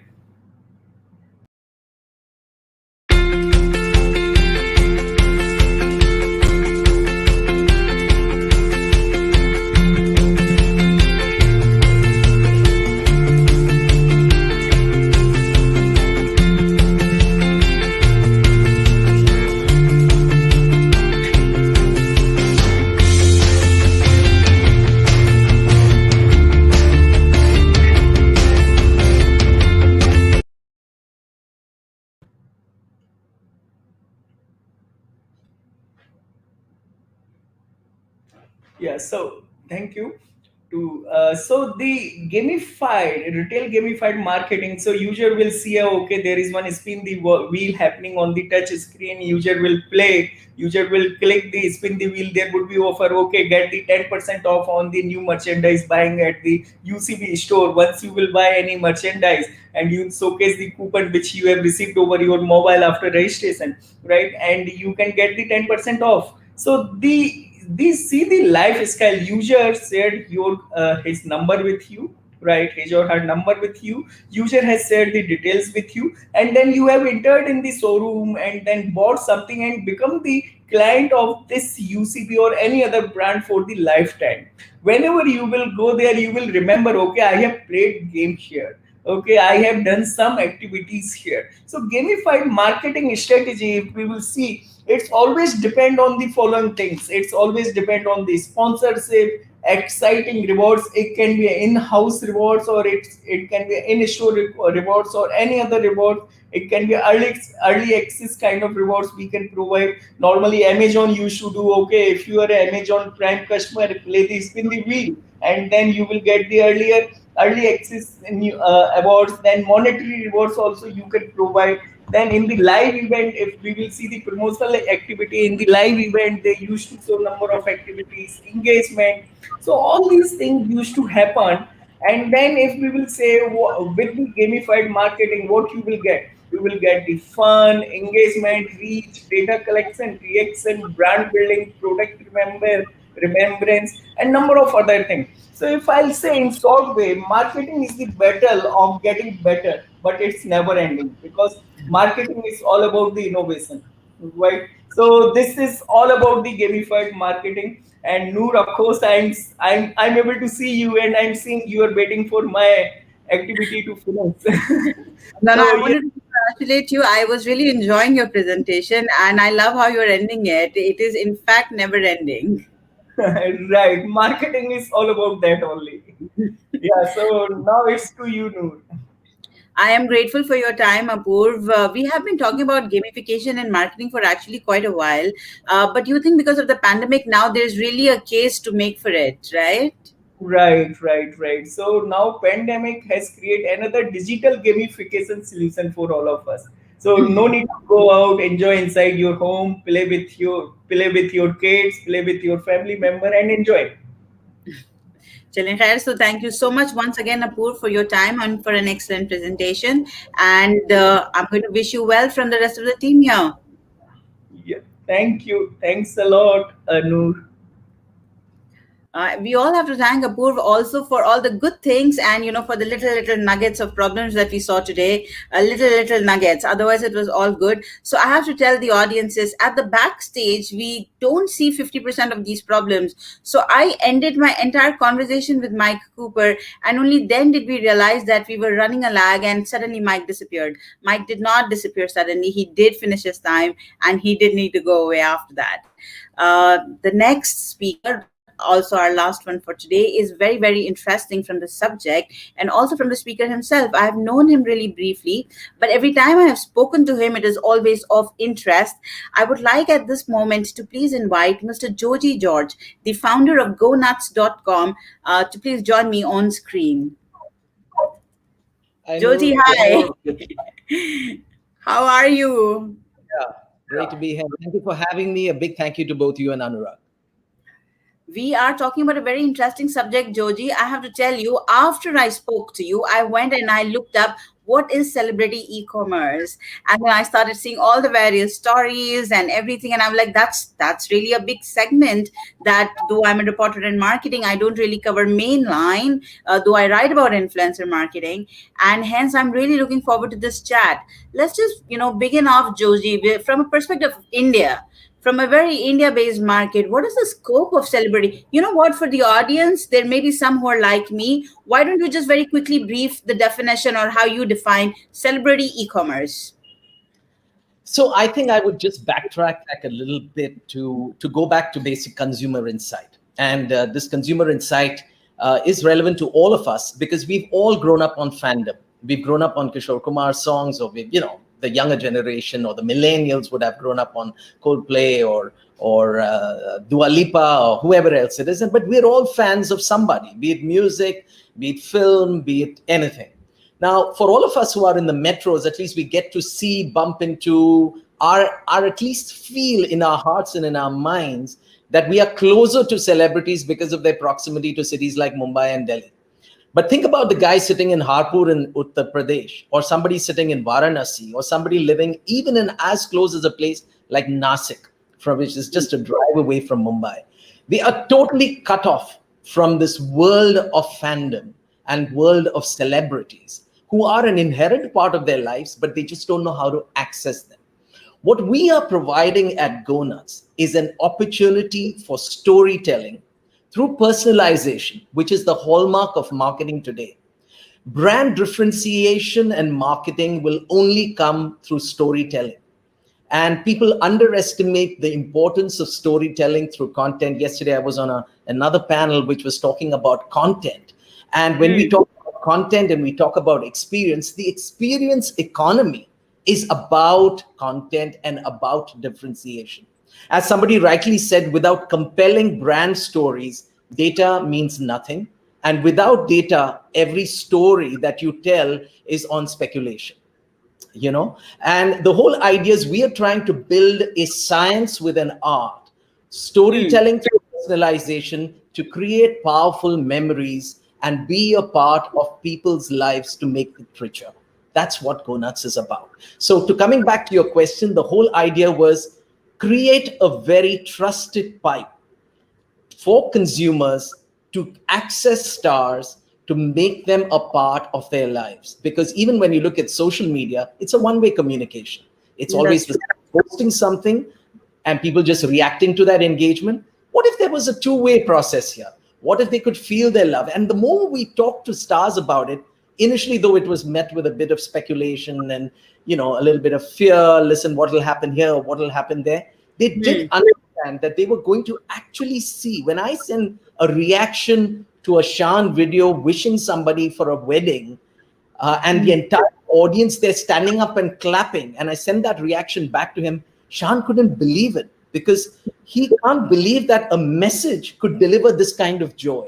And that, just multiply that across various segments, various use cases. and in the B2B space, which is a whole other area that I'd like to talk to you about. But yes, the importance of brand building using them. Today, for example, just so you know, just today, even just before our conversation, a casting agency gets in touch with us to source people from our site. Now, new one, right? It's almost asking whether the Pope is Catholic. But then, Joji, just from a revenue model standpoint, is this something that will have longevity over and scalability over a period of time? So I'm going to give you some, interesting data, and this data would give you an idea of the scope of this. So what is it? So according to the BCG report, for example, around the market was valued at about $500 million in about 2018. And that market is set to grow to 3 to 5 billion by 2023. The whole video streaming and video, market. The overall internet services industry is going to be valued at about $34 billion in another year to 2 years from now. Mobile connectivity is at about 900 million, of which about 400 million people have smartphones. If you're looking at the ASSOCHAM report, you are looking at India's per capita consumption of media and entertainment is at about $33. Where in China, it's at about $250. There is your market. So the opportunity, think about it. And I'm just going to give you another metric. If I were to take an industry, let's take the wedding cards industry, an area that we plan to disrupt because people have used wedding cards for as long as we know. Yeah. What if it was now a video format? Because we've moved on. Hallmark cards has moved to, the whole idea is we've moved to a video generation that's consuming 90% of video content on their mobile phone. And if that's the case, and you're looking at there are about 10 to 15 million marriages in India, and about a 1.5 to 2 $1 million is what it is. From $1 billion from what it is from a TAM perspective, imagine what 1% of that would do to our business. Headroom for growth is massive, basically. Absolutely. That's just the wedding card. Look at SMEs. 43% of almost 200 million SMEs in our country, or even more, even if they were to spend $1 lakh on advertising online. All right. And so you're looking at about a $20 billion industry. And if I were to get 10% of that, or even 5% of that, look what it can do. So today, for example, we are doing brand promotions for a lot of brands in tier 2 and tier 3 cities that can't afford the big production houses, the big advertising agencies, where this entire thing is being recorded on their phones and used for their brands on social media. The success, and we haven't even scratched the tip of the iceberg yet. Think about the fact that your local Kirana store is going to use an ad on from GoNuts, using talent that he had absolutely no access to start hyper-localizing his communication and marketing to an area. Very interesting. And that's the growth of this business. In more ways than one, it's a very revolutionary kind of a way of doing things. How did you get the first, you mentioned Shan as an example. How did you get the first celebs to actually agree to be, to partner? How did you even get them to, how did you convince them? So I think a lot of that depends on one of the most undervalued assets in this business, which is trust. People really do think everything else, it's all about the money. Let's throw a whole bunch of money at them. Let's bring them up. Shan was my first artist on the platform. All right, interestingly. And Shan and I go back a long way, not just as friends, but the fact that when I was at Sony Music and I've worked with him on a couple of projects, I've worked with, Hari and Les on the Colonial Cousins album. I've worked with Dance Masti, Shankar Ehsan and Loy on Dance Masti. I've co-produced that album. So I do have a little bit of a heritage of working with artists and understanding the artist's mind, which is very, very important and totally undervalued, because people think, oh, wait a minute, I have this friend who has 50 friends in the industry. Let me now put this together, set an e-commerce platform for celebrities, and it's all going to make money. I'm going to, flip it over, bring a couple of venture capitalists, and it's all going to be good. I wish it were that simple. And you will see more than ever that for all the little mushrooms that have cropped up in this business, almost 80 to 90% of them will burn out through their cash. It's as simple as that. Because artists need to be feeling that this is somebody who's going to work for them. They don't need fans, for starters. And the second thing is, of course, so my whole proposition to Shan was, Shan, what do you have to lose? This is money you're going to make on the, in your free time, because all you need to do is film this on your video phone, send it out to us, and we send it. You're going to build your fans because there's going to be a multiplier effect. Why? Because the person who gets that video is going to post it on their own social media handles, send it to all their loved ones. So your brand recall will be far higher. And number two, what have you got to lose in the first place? Today, after about, so we started in March, right into the COVID pandemic. And I'm very happy to say that today, Shan, I had a conversation with him just yesterday, and he said, bro, we should meet up. I really, what I started off as a whim, just trusting you, today has become a very incredible revenue part of my entire portfolio of money that I make from all the other assets. So this is how we are going to be working for them. And the pandemic in itself had and has become a revenue stream for many of the people on our platform to help them through this COVID time. So in some ways, it was a blessing in disguise, because they could now see a tried and proven platform that's actually working for them and creating revenue. Their own marketability has increased because of the multiplier effect from these videos. And last but not the least, we are now providing both an online and offline experience for consumers. And of course, on the trade angle, the opportunity to work with brands, the opportunity to work with tier 2 and tier 3 cities, which is where the heart of India lies. Got it. Awesome. You came up with a good idea and then it took off really well. It's interesting that you call pandemic blessing in disguise. Quite a few people use that term for their own businesses, and overall in the last 25 odd days that we have been speaking to marketers. On that subject, Joji, let's bring this to how is this field, or how is this spectrum that you've put together impacts marketing? I think from a marketing standpoint, there are two ways to look at it. One is, as I said, content and creating powerful memories. Right. When you talk about marketing is about brands. How do you build a brand? And how do you build a brand in today's experience economy? I think that's a very, very important thing for marketeers to ponder. It's no more about the 30-second commercial. We've progressed from that. Because today, buying a commercial on TV, when most people are now slowly but surely cutting the cord and moving on to non-linear TV, and I experienced that during my time as managing director at World Wrestling Entertainment, the fact that a lot of people were actually tuning in to their OTT platform, which is a WWE platform, versus to even the programming, only because of the personalized content and all the different pieces of content that were available that made them experience that particular star far more than they could see it on a particular event like a WrestleMania or a Rumble or whatever else it is. The point is, people underestimate the power of personalization. People underestimate the power of storytelling, and people underestimate the fact that when we talk about experiences, it's not just about one contest that you run, creator fulfillment and out. It is all the various touch points in that entire consumer journey that one has to be able to provide the right brand recall and the right brand experience for the brand to become a trusted source in their lives. Otherwise, you will always become, I'm in today and I'm out tomorrow. But therefore, it's really, really important. And one of the things that one of the three pillars that I believe very strongly about is content, building connection, and leading to building community. Now, if you get those three pillars right, the fourth pillar comes very easily, which is commerce. Which is an important pillar, especially given right now and the big push towards it.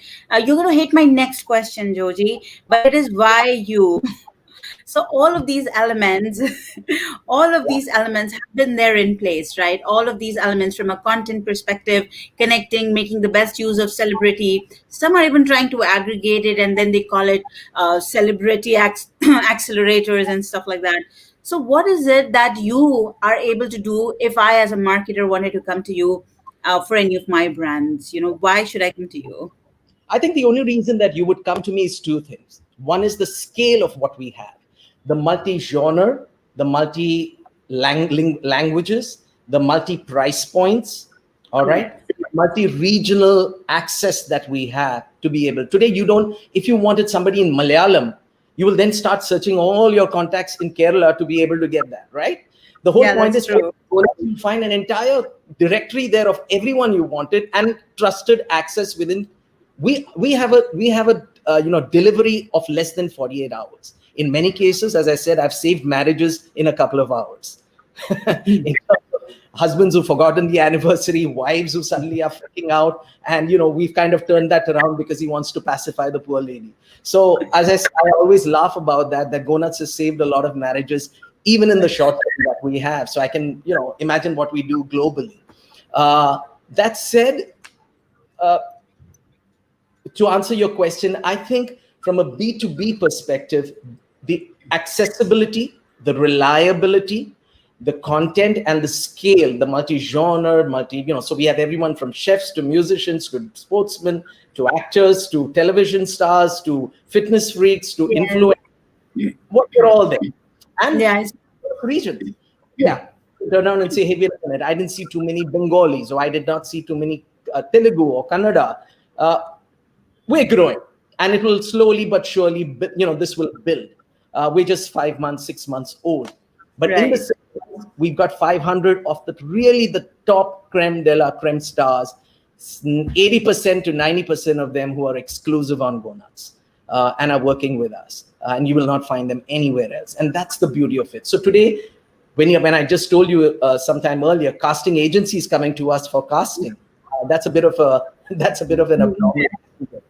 When you have television serial guys coming here to actually check us out and tell us, would you be able to kind of send us a couple of people to be able to audition for a particular role? We just did that for one of the television houses. We have worked with many startups. Now, when you're a startup and you don't have those big budgets to go out and make those big cred kind of commercials, by the way, creds are partners with us as well, and I love their commercials. You have to turn to people like GoNuts to be able to deliver messages that you want to talk to your constituents, but yet have the glam value to it and recall value to it. That's where we come in. So we're now building also parallelly a very powerful B2B business. Though our business is fundamentally B2C, but we cannot avoid the fact that now brand owners, brand custodians, entrepreneurs, small and medium enterprises are coming to us and saying, can you do this for us? We've done things for ghee manufacturers. We've done this for, for music, for Tado's music. We've done this for, I can just go on and on. The point is we are creating commercials from them using Stop Star. Did you know that earlier it was all about Bollywood? Now people are far more open to saying people from music, chefs. I've had Vicky Ratnani do stuff. I've done Maria Goretti do stuff. Cyrus Brocha do stuff. So the whole point I'm trying to make is now, just as we had linear TV and it was all about appointment viewing, now people are willing to experiment because consumers are willing to experiment. Got it. I totally got it. We have to speak on this B2B angle a little bit more. We are literally on the last 5 minutes now. Let's just delve a little bit more on this. This is also more, we have over, I don't know what the number right now is, but a little earlier, we were almost 1,300 people who had signed in. 50% of this is marketers and branding heads, etc., etc. The rest of them are, some of them would be near competition to you. Some of them are media owners, so they'll be near partners.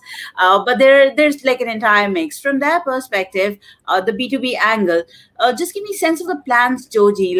This is something that's getting built into a young company such as yours right now.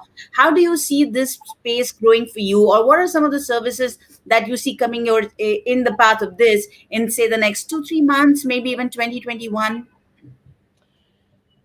But that's a very interesting question, and it perhaps is a little too premature for me to be able to give you the larger picture of what we want to achieve, because what we are doing with whatever we are doing right now is just the very, very base level. We are building community now, and when that community gets to 1 million, 2 million people, we can be anything from an OTT platform to a radio station to a music streaming service to anything, right? I mean, we just can move extra. If YouTube, from being a video platform, can also now get into music, why can't we, from a shout-out platform, become a music company? I even have the music background. So the whole point I'm trying to make is we can be anything. But the most important thing is we will be content players, definitely. Because today, for example, when we run a contest with Sean, or we run a contest with, I'll give you this very, very, I know I'm running out of time, but a very interesting thing. We had a customer from the US who basically sent us a voice note of his son singing, and he wanted Shankar Mahadevan to critique it. Oh. So in a form of a shout out. So the shout out went out from Shankar Mahadevan, and he said, "Aapka ye sur ka, aapka ye tal ka, aapka whatever." Now, would you believe would he have ever got to Shankar Mahadevan? Ever? Unless he took part in one of the big television, events. Yeah. He went through all the rounds of auditions and then finally got in front of Shankar, who then told him what he's got to do. That's the beauty of this. That you are breaking you're disrupting the entire ecosystem to be right in front of your artist, and the artist doing what you want him to do in a very personalized way. The access, I would add access to you. You talked about content, you talked about connections, community, commerce, but really you brought access to all. Which is really, really cool. I was seeing some metrics here and there, and I was just looking at some of the international celebrities, like all this Cristiano Ronaldo. I am not a sports person, but something like that. That gentleman apparently gets paid like $1 million per post because of the fellowship that he has. Now, of course, India and what you're trying to do is not that level, not that scale. That's not even the model that you're looking at. But then from an industry perspective or a sector perspective, how much do you see celebrity, if you had to put a number right now, celebrity e-commerce, if you had to put a number on the industry size this can become, roughly what do you look at it? The way I look at it is I would work it backwards. Today, with 500 odd artists on our platform, the net worth of our platform could be anything up to between 200 to 300 crores in terms of their asset value. What I mean by asset value is today, how much does an artist earn in a year across various domains, whatever it is. That is his asset value, totally. If we are providing right now, whatever we are doing is a very, very minuscule part of his asset portfolio. But that's slowly but surely, and the beauty of it is all these businesses, the talent management companies, talent, whatever, have been B2B businesses. So an agency goes to a talent management agency, talent management provides talent, blah, blah, blah. Our access is to 1 billion people. Yes, you went reverse actually. You started with the people first. Absolutely. And the whole idea is 1 billion people can do a lot more than all the B2B companies that are out there. All right. Joji, lots of good work. Obviously, I was going to the company profile, and I was like, how much is happening? And then the sector itself had surprised me some. So you have a lot going for yourself. I'm going to wish you all the best. I'm sure that my journalists team are going to, start now connecting and start doing the thing of tell us more. So I wish you all the best with that as well. It can sometimes not be fun. No, it's a pleasure being here. And I truly thank you, Anurag, and the entire team at Businessworld. This is a great initiative. It's for voices like us to be heard by a lot of marketeers who we respect and do go nuts with go nuts. That's my only line at the end. All the best then, Joji. Thank you so much for your time. Cheers. Bye-bye. Have a good day. Take care. You too. There you have it, pretty much the last speaker that we had for you for these 2 days and bringing to end the entire month of Marketing Whitebook. I'm supposed to be thanking a lot of people here today. I'm very, very thankful, specifically to all of our partners, the ABP Group, which is our presenting partner, ABP Network. I saw Aapko Rakhe Aage in one of their commercials, and I was thinking that so much goes behind just putting these words, and Aapko Rakhe Aage makes a lot of sense for them. So grateful for your support, grateful for the support, of course, also of Easyrewardz and Microsoft, of Iavatarz Digital, of donuts.com, and of Almond Vertex. You worked with us quite a bit through and through with this. I will once again point about the delays today. This is me venting. I must really thank all our knowledge advisors, which is CBRE, Deloitte, GFK, and Kantar, who have given us a lot of very, very good content for the book. So here is another shout out. Do pre-order. The books will be due in another couple of weeks at best. We will be seeing you shortly with the Pure Awards, which is signed for next week. But until then, from me, this is a goodbye. All the best.